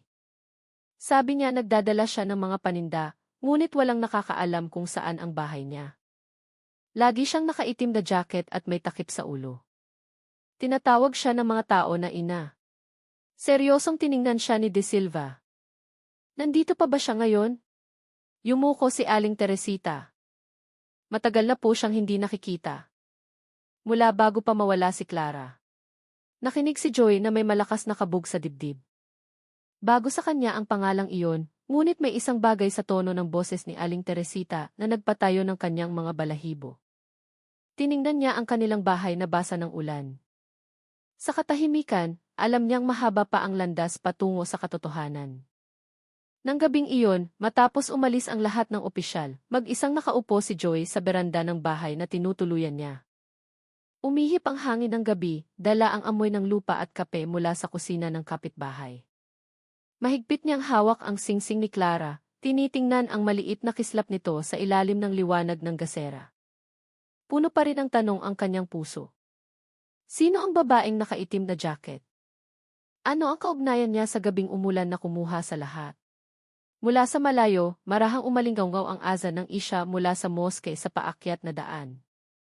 Ang tunog na iyon ay bahagyang nagpakalma sa kanyang dibdib. Pumikit siya at marahang nagdasal. Diyos ko, bigyan niyo po ako ng lakas upang mahanap ang katotohanan. Kahit masakit, protektahan niyo po ang aking ina. Kahit hindi ko pa alam kung ano ang kanyang kasalanan. Sa sandaling iyon, hindi niya namalayan, may isang taong nagmamasid mula sa likod ng isang puno ng kawayan sa gilid ng daan. Isang babaeng may itim na payong ang tahimik na nakatayo. Malabo ang kanyang mukha sa liwanag ng gasera. Matagal niyang tiningnan ang bahay kung saan nakatira si Joy, at pagkatapos ay dahan-dahang umatras, papasok sa madilim na taniman. Muling umulan, tinatakpan ang kanyang mga hakbang na dahan-dahang lumalayo. Nang umagang iyon, mas makapal ang hamog kaysa karaniwan. Ang lambak ng pulag ay tila nababalot ng isang puting alampay na nakabitin sa pagitan ng mga puno ng kape. Sa di kalayuan, narinig ang tilaok ng manok at ang pagpukpok ng halo sa pagbabayo ng palay. Ngunit ang kapaligiran ay mabigat na tila ang mundo mismo ay nagpipigil ng hininga. Sa bakuran ng istasyon ng pulisya ng Kabayan, nakaupo si Inspector De Silva sa ilalim ng isang puno ng teka, tinitingnan ang mga tala ng investigasyon. Seryoso ang kanyang mukha, pagod ang kanyang mga mata. Sa harap niya, nakabukas ang mga litrato ng ebidensya mula sa bahay ni Joy. 2 hikaw na bulaklak, isang gintong singsing na may ukit na iihe, at isang piraso ng itim na tela na may sirang zipper. Sa tabi ng mga litrato, may isang maliit na tala mula sa mga residente tungkol sa isang babaeng nakaitim na jacket na nagngangalang ina. Ang pangalang iyon ay hindi pa lumabas sa anumang ulat. Kumunot ang noo ni De Silva. Tinawag niya si Sargento Romano na kararating lang dala ang isang folder. May natagpuan ka ba tungkol sa babaeng iyon? Umiling si Romano. Wala pong gaanong impormasyon, sir. Kwento lang po ng mga residente. Sabi nila, madalas siyang pumunta sa mga tindahan tuwing hapon para magbenta ng halamang gamot, pero walang nakakaalam kung saan siya galing. May nagsabi rin na madalas siyang dumaan sa daanan sa taniman tuwing gabi. Pagkatapos mawala si Clara, hindi na siya nagpakita. Dahan-dahang tumango si De Silva, mahina ang kanyang boses. Minsan, ang mga taong pinakabihirang magsalita ang siyang nagtatago ng susi sa katotohanan. Samantala, sa bahay na tinutuluyan, nakaupo si Joy sa sahig sa harap, pinagmamasdan ang marahang pag-ulan. Sa harap niya, nakalatag ang isang kwadro ng litrato ng kanilang kasal ni Clara. Kinuha niya ang kwadro mula sa bahay kahapon bago muling isinara ng mga pulis ang lugar. Isang simpleng kwadrong kahoy, ngunit sa loob nito ay nakatago ang mga alaala na nagpapasakit sa kanyang dibdib sa tuwing tinitingnan. Binaliktad niya ang kwadro upang linisin ito. Ngunit nang tanggalin niya ang likod, isang maliit na papel ang nahulog mula sa pagitan ng karton. Maayos na nakatupi ang papel, medyo basa ngunit mababasa pa. Malakas ang kabog ng dibdib ni Joy. Ang sulat sa ibabaw ay malinaw na sulat kamay ni Clara. Ang mga letra ay pahilis na may asul na tinta na medyo kupas na. Dahan-dahan niya itong binuksan at binasa sa kanyang isipan. Joy, kung isang araw ay wala na ako, huwag mong kamuhian ang sinuman. Isinulat ko ito dahil may isang bagay na hindi ko pa nasasabi. Nakilala ko ang isang taong nagngangalang Ina. Dumating siya noong isang hapon na umuulan sa likod bahay. Marami siyang alam tungkol sa iyong ina, kahit mga bagay na hindi ko maintindihan. Sabi niya, may isang bagay sa nakaraan na hindi dapat sabihin sa iyo. Ngunit natatakot ako, Joy. Natatakot akong maging dahilan ito ng ating paghihiwalay. Kung matagpuan mo ang sulat na ito, pakiusap, alamin mo kung sino talaga si Ina. Huwag kang maniwala sa lahat ng mukhang mabuti sa harapan. Mahal kita. Clara. Natahimik si Joy. Nanginginig ang sulat sa kanyang mga kamay. Paulit-ulit niyang binasa ang huling pangungusap na tila hindi makapaniwala. May mga luhang tumulo sa kanyang pisngi. Alam na ni Clara ang isang bagay bago siya nawala. Kilala niya ang babaeng nakaitim na jacket at binanggit pa ang pangalan nito. Sinubukan niyang alalahanin, nagkwento ba si Clara tungkol sa isang taong nagngangalang Ina? Hindi kailanman ni minsan. Sa nanginginig na mga kamay, inilagay niya ang sulat sa isang malinaw na plastik at nagtungo sa istasyon. Pagdating niya, nagsusulat si De Silva sa mesa. Inabot ni Joy ang sulat ng walang salita. Dahan-dahang binasa ni De Silva, lalong sumeryoso ang kanyang mukha. Pagkatapos, tiningnan niya si Joy. Hindi ito isang ordinaryong sulat, ito ay isang malaking palatandaan. Kung totoong nakilala na ni Clara ang babaeng iyon, kailangan nating malaman kung sino siya at bakit siya pumunta sa bahay ninyo. Tumingin si Joy sa sahig. Sabi po ni Clara, may alam si Ina tungkol sa nanay ko. Posible po bang may kaugnayan siya sa nanay ko, sir? Hindi agad sumagot si De Silva. Tumingin siya sa bintanang may hamog. Maaari. Ngunit hindi pa natin alam kung gaano kalalim. Nang hapong iyon, isang maliit na team ang nagtungo sa barangay upang hanapin ang bakas ni Ina. Pinuntahan nila ang mga maliliit na tindahan sa kahabaan ng daan sa taniman. Nagtanong kung may nakita silang babaeng nakaitim na jacket na may dalang halamang gamot. Isang tindero ng pritong pagkain sa gilid ng daan ang sa wakas ay tumango. Nakita ko na siya, sabi ng lalaki. Matangkad, kayumanggi ang balat, mahaba ang buhok, malambing ang boses, ngunit matalim ang mga mata. Dati siyang madalas dumating na may dalang mga bote ng halamang gamot, minsan ay nakaupo sa tindahan hanggang gabi. Huli ko siyang nakita noong malakas ang ulan, noong gabi bago nawala ang manugang ni Aling Elena. Mabilis na nagtala si De Silva. Parehong gabi, marahan niyang bulong. Tiningnan niya si Romano. Kailangan natin siyang mahanap. Pagsapit ng gabi, nakaupo si Joy sa maliit na surau sa paakyat na daan. Tapos na ang azan ng Maghrib. Tanging ang gasera sa isang sulok ng silid ang nakasindi. Binasa niya ulit ang sulat ni Clara sa ilalim ng mahinang liwanag. Bawat salita ay parang isang bulong mula sa nakaraan. Ipinangako niya sa kanyang sarili na hahanapin niya si Ina, sinuman siya. Sa labas, muling umulan. Inilipad ng hangin ang kurtina ng surau na nagpagalaw sa ilaw. Tumingala si Joy sa madilim na kalangitan at marahang bumulong. Clara, ipinapangako ko, hahanapin ko siya. Aalamin ko kung bakit ka natakot. Ngunit sa gitna ng tunog ng ulan, mula sa likod ng mga puno ng kawayan na tumutubo sa likod ng surau, isang pares ng mga mata ang sumisilip sa bintana. Isang babaeng may itim na payong ang tahimik na nakatayo. Malabo ang kanyang mukha sa liwanag ng ilaw. Matagal niyang tiningnan si Joy at pagkatapos ay dahan-dahang umatras papasok sa dilim. Malakas ang buhos ng ulan sa paanan ng bundok pulag ng gabing iyon. Ang daan patungo sa barangay San Celestino ay madulas, maputik at napapalibutan ng makapal na hamog. Huminto ang sasakyan ng pulis sa harap ng lumang bahay ni Mang Cardo, ang dating kapitan ng barangay na matagal nang kilala ng mga residente bilang tagapag-ingat ng maraming lumang kwento. Bumaba si Inspector De Silva mula sa sasakyan, kasunod si Sargento Romano at si Joey. Sumalpok sa kanilang mga mukha ang malamig na hangin, ngunit mas malakas ang kanilang pag-usisa kaysa sa pagod. Sinalubong sila ni Mang Cardo sa beranda, suot ang isang kupas na sarong at may kulubot na mukha. Naghanda na siya ng kapeng barako sa isang mesang kahoy. Pagkaupo nila, sinimula ni De Silva ang usapan sa isang kalmadong boses. Mang Cardo, naparito po kami para magtanong tungkol sa isang taong nagngangalang Ina. Sabi po ng mga residente, dati siyang madalas pumunta dito na may dalang halamang gamot. Kumunot ang noo ng matanda. Sandaling nag-isip ang kanyang mga mata bago sumagot. Ah, si Ina. Matagal na mula nang marinig ko ang pangalang iyan. Dahan-dahan siyang uminom ng kape at nagpatuloy. Dati ngang madalas pumunta si Ina sa barangay na ito mga 20 taon na ang nakalipas. Magaling siyang magsalita, maraming natulungang residente, ngunit hindi marami ang nakakaalam kung saan siya galing. Sabi nila taga Baguio pero walang makapagsabi. Noon, napakalapit niya sa isang batang babae na nagngangalang Elena. Isang biyuda na kararating lang nawalan ng asawa dahil sa isang aksidente sa taniman ng tsaa. Dahan-dahang yumuko si Joy, nanikip ang kanyang dibdib. Alam niya kung sino ang tinutukoy na babae. Maingat na nagtanong si De Silva. So matagal na pong magkakilala si Ina at si Elena? Tumango si Mang Cardo. Parang magkapatid sila, madalas makitang magkasama.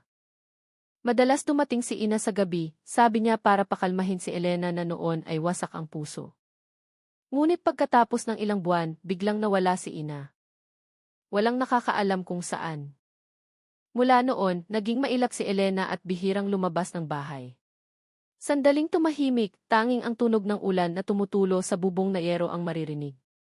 Mabilis na nagtala si De Silva sa kanyang maliit na kwaderno, habang si Joy ay nakatingin sa sahig, ang kanyang isipan ay puno ng mga alaala. Ngayon lang niya nalaman na may malapit na kaibigan ang kanyang ina na nagngangalang Ina. Ni minsan ay hindi binanggit ng kanyang ina ang pangalang iyon. Marahang idinagdag ni Mang Cardo. May isa pa, anak. Noon, may kumalat na balita na si Ina at ang asawa ni Elena ay nag-away dahil sa isang lupaing pamana ng pamilya. Pero hindi ko sigurado, bulong-bulungan lang. Pagkatapos noon, namatay ang asawa niya sa taniman. Sabi nila aksidente, pero ewan ko. Dahil sa mga salitang iyon, mabilis na tiningnan ni De Silva si Joy. Nagkwento ba ang nanay mo tungkol sa tatay mo, Joy? Umiling si Joey. Sabi niya lang po, nahulog si tatay sa taniman ng tsaa, hindi na siya nagkwento pa. Tumayo si De Silva, tiningnan ang ulan sa labas ng bintana. Ang kanyang boses ay mahina ngunit matatag. Maaaring may mas malalim na kaugnayan si Ina sa pamilya ninyo. Baka ang nakaraang iyon ang dahilan kung bakit nasangkot si Clara. Kailangan nating mahanap si Ina. Bago mahuli ang lahat. Lalong lumalim ang gabi. Pagkatapos magpaalam kay Mang Cardo, bumalik sila sa istasyon. Sa daan, dumaan ang sasakyan sa isang makipot na kalsada sa gilid ng ilog. Ang ilaw ng sasakyan ay tumago sa hamog na nagpakita ng mga anino ng mga puno ng kawayan na yumuyuko sa ihip ng hangin. Nakaupo si Joy sa likod, pinagmamasdan ang ulan sa salamin. Magulo ang kanyang isipan. Ang ina na dati niyang itinuturing na simple ay may itinatagong nakaraan na hindi niya kailanman naisip.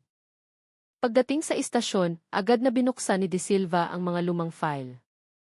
Natagpuan niya ang ulat ng aksidente 20 taon na ang nakalipas. Ang pangalan ng biktima ay Suryo, asawa ni Elena. Nakasulat sa ulat, nahulog ang biktima sa isang bangin sa taniman ng tsaa sa isang gabi ng malakas na ulan. Ngunit may isang karagdagang tala sa ibaba na hindi napansin ng sinuman. Sa lugar ng aksidente, natagpuan ang dalawang peres ng bakas ng paa. Isa ay sa biktima, ang isa ay hindi nakilala. Posibleng babae. Matagal na tiningnan ni De Silva ang tala at isinara ang folder na may madilim na mukha. Tinawag niya si Joy. Joy, kailangan mong malaman na hindi nag-iisa ang tatay mo noong namatay siya. May kasama siyang ibang tao ng gabing iyon. Baka si Ina. Natahimik si Joy. Nanginginig ang kanyang mga labi ngunit walang salitang lumabas.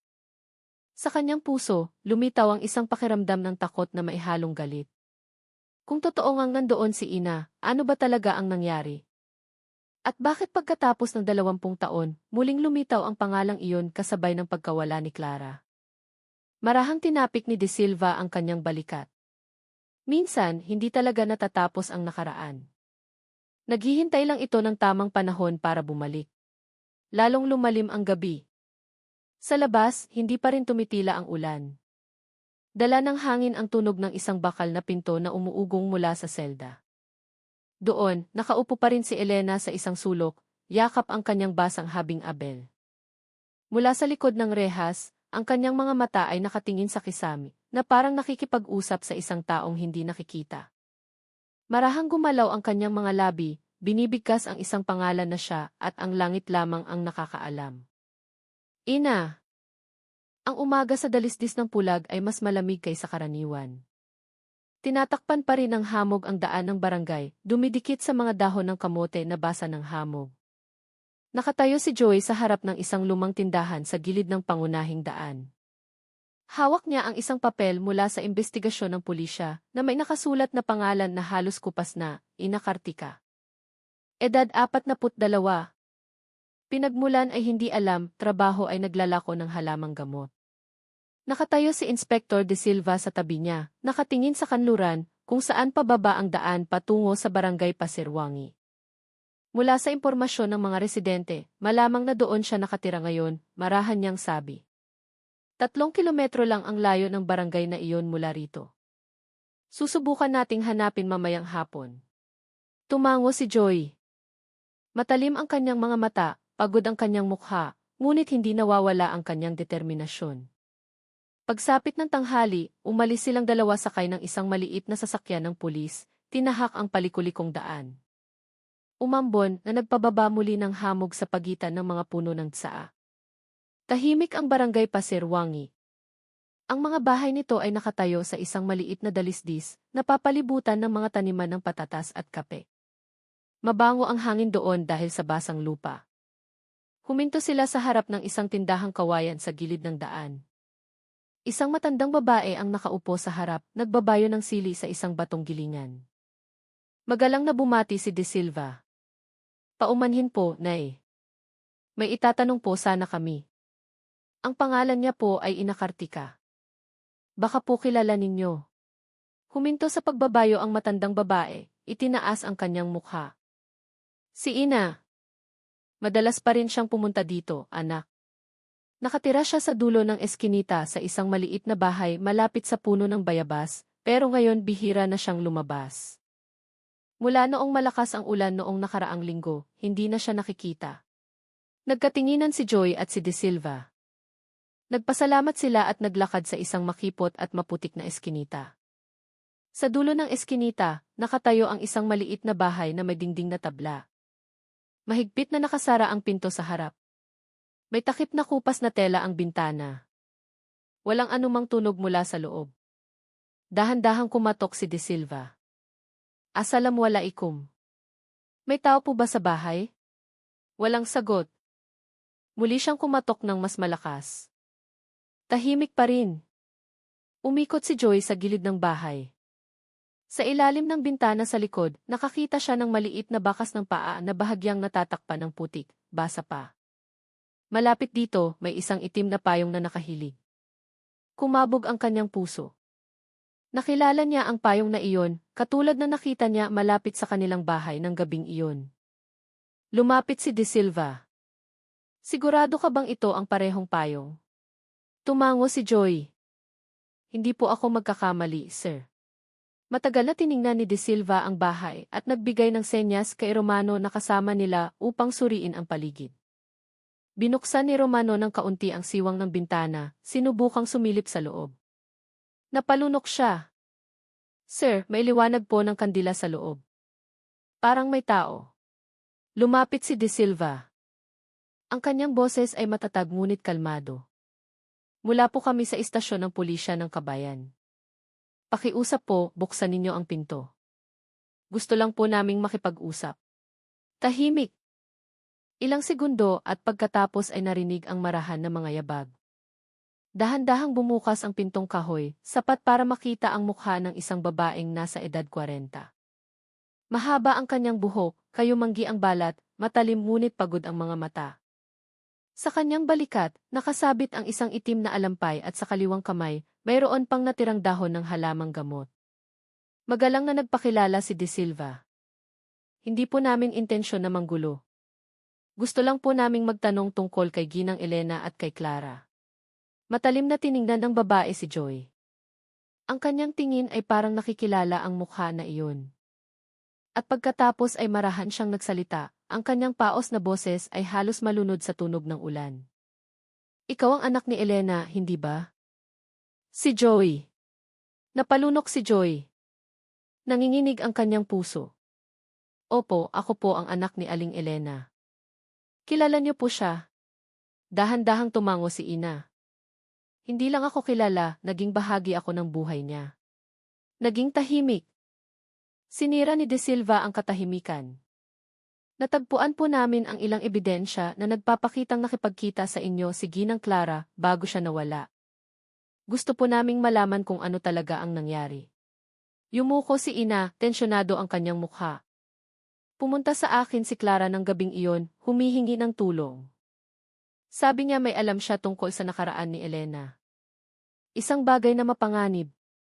Ngunit bago ko pa siya matulungan, may naunang dumating sa bahay ninyo. Pagkatapos noon, hindi ko na nakita si Clara. Mahigpit na hinawakan ni Joy ang kanyang sariling kamay. Sino po ang dumating? Dahan-dahang umiling si Ina. Hindi ko sigurado, ngunit narinig ko ang yabag ng 2 tao sa taniman noong umuulan. Isa sa kanila ay babae. Ang boses niya ay parang kay Elena. Mabilis na itinala ni De Silva ang bawat salita. Ginang Ina, maaari po ba kayong sumama sa amin sa istasyon para magbigay ng mas malinaw na pahayag? Tiningnan ni Ina ang bintana, blanko ang kanyang mga mata. Alam kong darating ang araw na ito. Sige, sasama ako. Ngunit may isang bagay na kailangan ninyong makita muna. Naglakad siya sa isang maliit na mesa sa sala at kinuha ang isang kahon na gawa sa kahoy. Maalikabok ang kahon, ngunit maayos pa ring nakasara gamit ang isang maliit na tali. Inabot niya ito kay De Silva. Pag-aari ito ni Elena. Ipinatago niya ito sa akin 20 taon na ang nakalipas. Sabi niya, kapag dumating ang tamang panahon, ibigay ko sa kanyang anak. Matagal na tiningnan ni Joy ang kahon. Nanginginig ang kanyang mga kamay nang tanggapin ito. Ano po ang laman nito, Nay? Pait na umiti si Ina. Ang katotohanan, ngunit hindi lahat ng katotohanan ay kayang tanggapin ng isang pusong hindi handa. Lumabas silang tatlo mula sa maliit na bahay nang muling bumuhos ang malakas na ulan. Inilipad ng hangin ang mga dahon ng bayabas hanggang sa mahulog sa lupa. Yakap ni Joy ang kahon na kahoy sa kanyang dibdib na parang hawak niya ang kanyang sariling buhay. Sa kanyang puso, alam niyang hindi pa tapos ang paglalakbay patungo sa katotohanan dahil bawat lihim na nabubunyag ay laging nagdadala ng bagong sugat. Nang gabing iyon, hindi pa rin tumitila ang ulan mula pa kaninang hapon. Sa isang maliit na silid sa istasyon ng pulisya ng Kabayan, ang liwanag ng gasera ay sumasayaw sa ihip ng hangin na pumapasok mula sa bentilasyon. Nakaupo si Inspector De Silva sa harap ng isang mesang kahoy. Sa harap niya, nakalatag ang isang maliit na kahon na kulay kape. Bitak-bitak na ang ibabaw nito at nakatali ng isang maliit na lubid na maitim na dahil sa katagalan. Nakaupo si Joy sa tabi ng mesa, matagal na tinitingnan ang kahon na may halong damdamin. Sa isang sulok ng silid, tahimik na nakaupo si Ina na may itim na alampay sa kanyang kandungan. Samantala, inihahanda ni Sargento Romano ang kanyang notebook sa kanang bahagi. Huminga ng malalim si De Silva. Bago natin buksan, gusto kong ipaalala na ang kahon na ito ay nakatago na sa loob ng 20 taon. Ano man ang nasa loob nito ay maaaring magbago sa direksyon ng investigasyon. Dahan-dahang tumango si Ina. Buksan niyo na lang po, sir.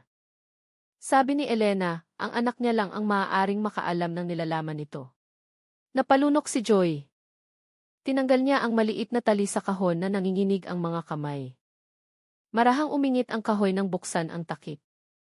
Sa loob nito, may isang rolyo ng kupas na habing abel, amoy alimuom na humalo sa amoy ng lumang kahoy na pumuno sa silid.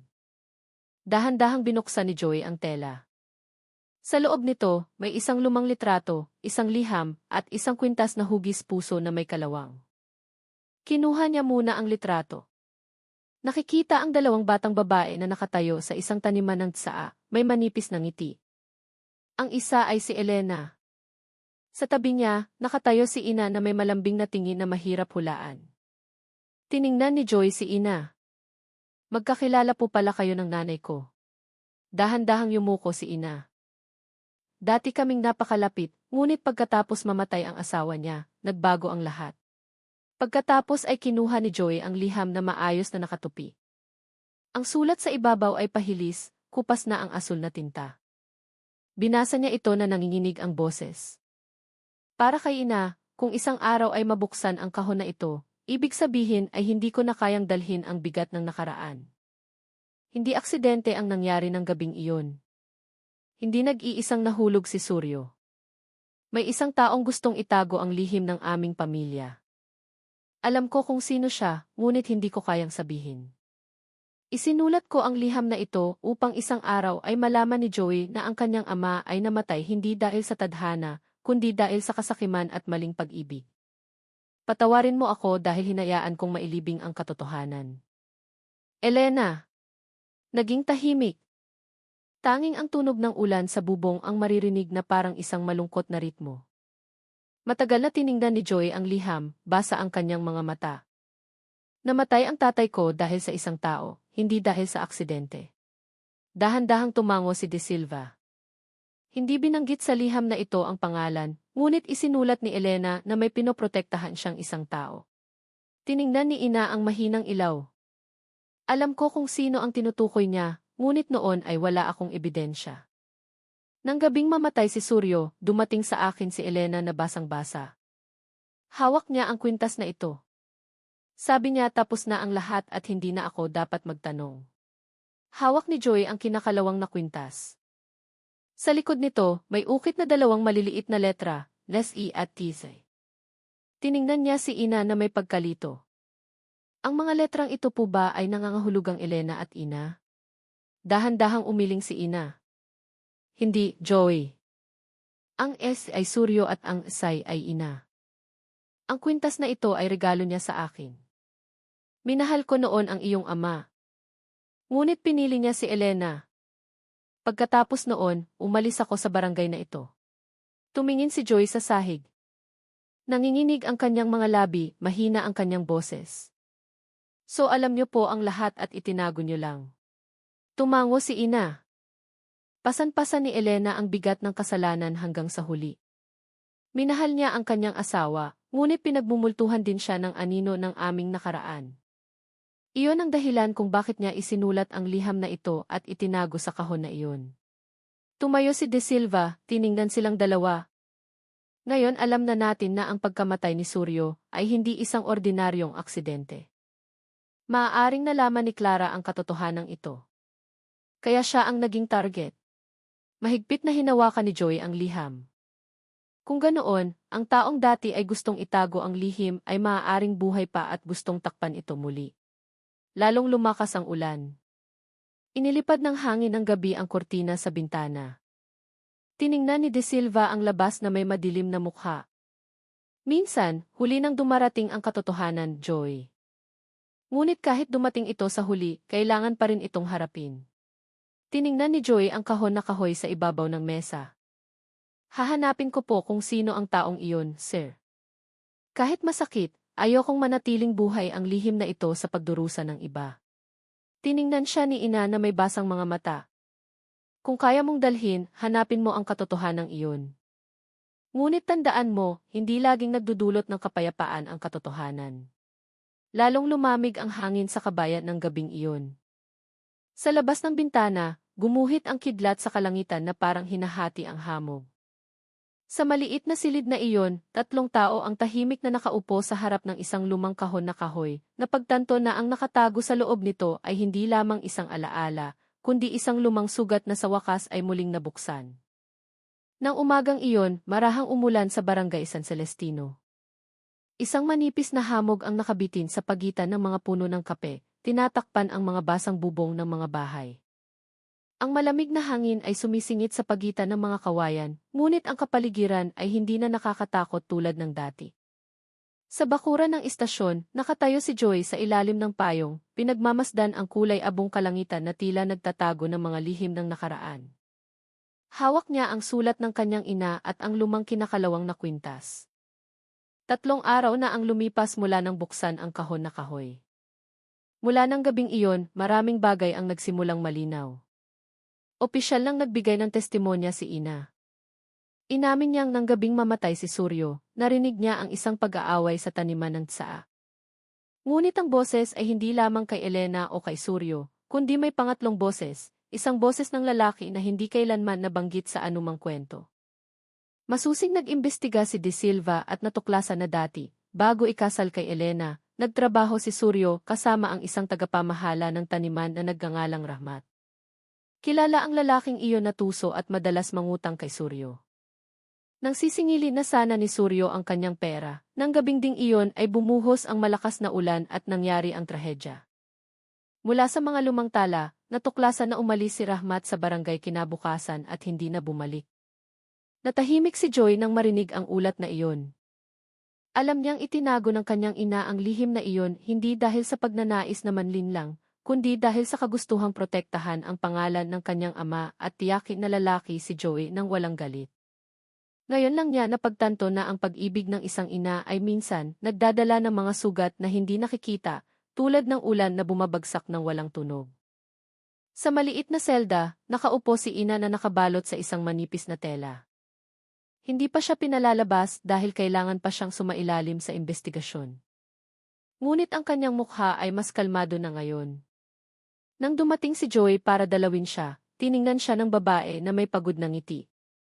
Matagal ko nang hinihintay ang araw na ito, anak. Nangako sa akin si Elena na isang araw ay darating ka na may dalang liwanag para pawiin ang dilim sa aming nakaraan. Yumuko si Joy. Hindi ko po alam kung ito ay liwanag o isang sugat na muling nabuksan, ngunit nagpapasalamat po ako dahil nagsabi kayo ng totoo. Umiling si ina. Masakit talaga ang katotohanan, ngunit sa pamamagitan lamang nito natin maisasara ang mga sugat.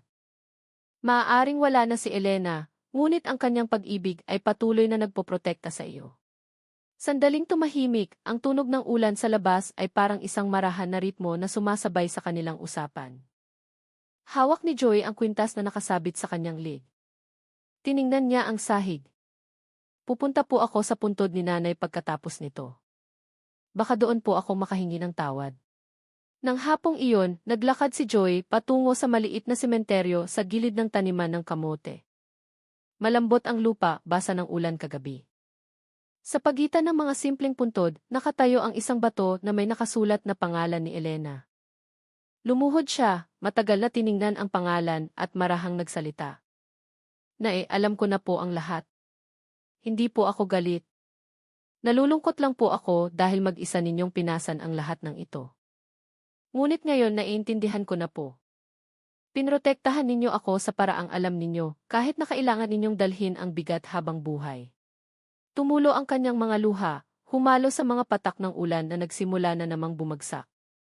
Sa paligid, dala ng hangin ang amoy ng basang lupa at mga murang dahon ng kape. Sa kanyang puso, naramdaman ni Joey na tila naroroon ang kanyang ina, tinitingnan siya na may malambing na ngiti tulad ng dati. Ilang araw ang lumipas, isinara ni Inspector De Silva ang mga file ng investigasyon.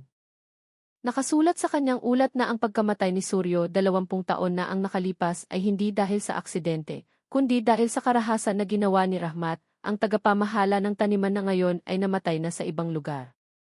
Dahil dito wala nang maaaring kasuhan. Ngunit sa wakas, natagpuan na ang katotohanan. Sa isang tahimik na hapon, bumalik si Joy sa kanyang barangay. Naglakad siya sa daanan, dinaanan ang taniman ng kape na nagsisimula ng mamulaklak. Ilang residente na dati ay umiiwas ay nagsimula na siyang batiin muli. Isang ale ang nag-alok ng mainit na banana cue. Isang matandang lalaki ang tumapik sa kanyang balikat habang marahang nagsasalita. Matatag kang anak, Joy. Siguradong ipinagmamalaki ka ng nanay mo kung nasaan man siya. Ngumiti si Joy. Kahit basa pa ang kanyang mga mata, alam niyang hindi na magiging pareho ang buhay. Ngunit sa wakas, makakalakad na siya ng walang bigat. Pagsapit ng gabi, muling narinig ang batingaw ng ronda matapos ang matagal na panahon. Sa maliit na surau sa paakyat na daan, maliwanag na nakasindi ang gasera. Sumama si Joy sa pagdarasal kasama ang mga residente. Pagkatapos ng dasal, umupo siya sa beranda ng surau, tinitingnan ang langit na nagsisimula ng lumiwanag. Lumitaw ang unang bituin sa pagitan ng manipis na ulap, sumasalamin sa mga sanaw ng tubig ulan sa lupa. Lumapit sa kanya si Imam Anwar na may marahan na hakbang. Anak, mabigat talaga ang pagsubok sa buhay, ngunit bawat luhang pumapatak ay may kahulugan. Walang sugat ang nasasayang kung makakakuha tayo ng aral. Tumango si Joy. Ngayon ko lang po talaga naintindihan, Imam. Dati akala ko ang katarungan ay para lang sa batas, pero ngayon alam ko na ang katarungan ay para rin sa puso. Malambing na umiti si Imam Anwar. Tama ka, anak. Minsan, ang pinakamahirap ay hindi ang paghahanap ng katotohanan, kundi ang pagtanggap sa katotohanang iyon ng may maluwag na puso. Sandaling tumahimik, dala ng hangin ang amoy ng basang lupa at mga bulaklak ng kape na nagsisimula ng mamukadkad. Tuluyan ng tumila ang ulan, nag-iwan ng mga patak ng tubig sa mga dahon ng saging. Tiningnan ni Joy ang direksyon ng bahay ng kanyang ina sa di kalayuan. Ang bahay na kahoy na ngayon ay walang laman, ngunit mainit pa rin sa kanyang alaala. Sa kanyang puso, bumulong siya. Clara, nakipagkasundo na po ako sa nakaraan. Sana'y mapayapa kayo sa piling niya. Dahan-dahan siyang tumayo, tinahak ang daan na may kalmadong mukha. Sa kalangitan, nagsimulang maghiwalay ang mga ulap at lumitaw ang liwanag ng buwan na nagpapaliwanag sa lambak ng pulag na basa ng natirang ulan. Nang gabing iyon, sa unang pagkakataon pagkatapos ng mahabang panahon, ngumiti si Joy ng walang takot. Ang kanyang puso ay hindi napuno ng dilim, kundi ng isang maliit na liwanag na isinilang mula sa pagpapatawad. Ang mahabang kwento ay sa wakas nagtapos hindi sa galit, kundi sa kapatawaran, hindi sa pagsisisi, kundi sa pag-unawa na ang buhay, gaano man kabigat, ay laging nagbibigay ng pagkakataong gumaling. Kaibigan, saan man kayo naroroon, ang kwento ni Joy sa lambak ng pulag ay nagtuturo sa atin na ang pag-ibig ng pamilya ay isang biyaya at isang pagsubok. Minsan, ang labis na pagmamahal ay maaaring magdulot ng sugat, ngunit ang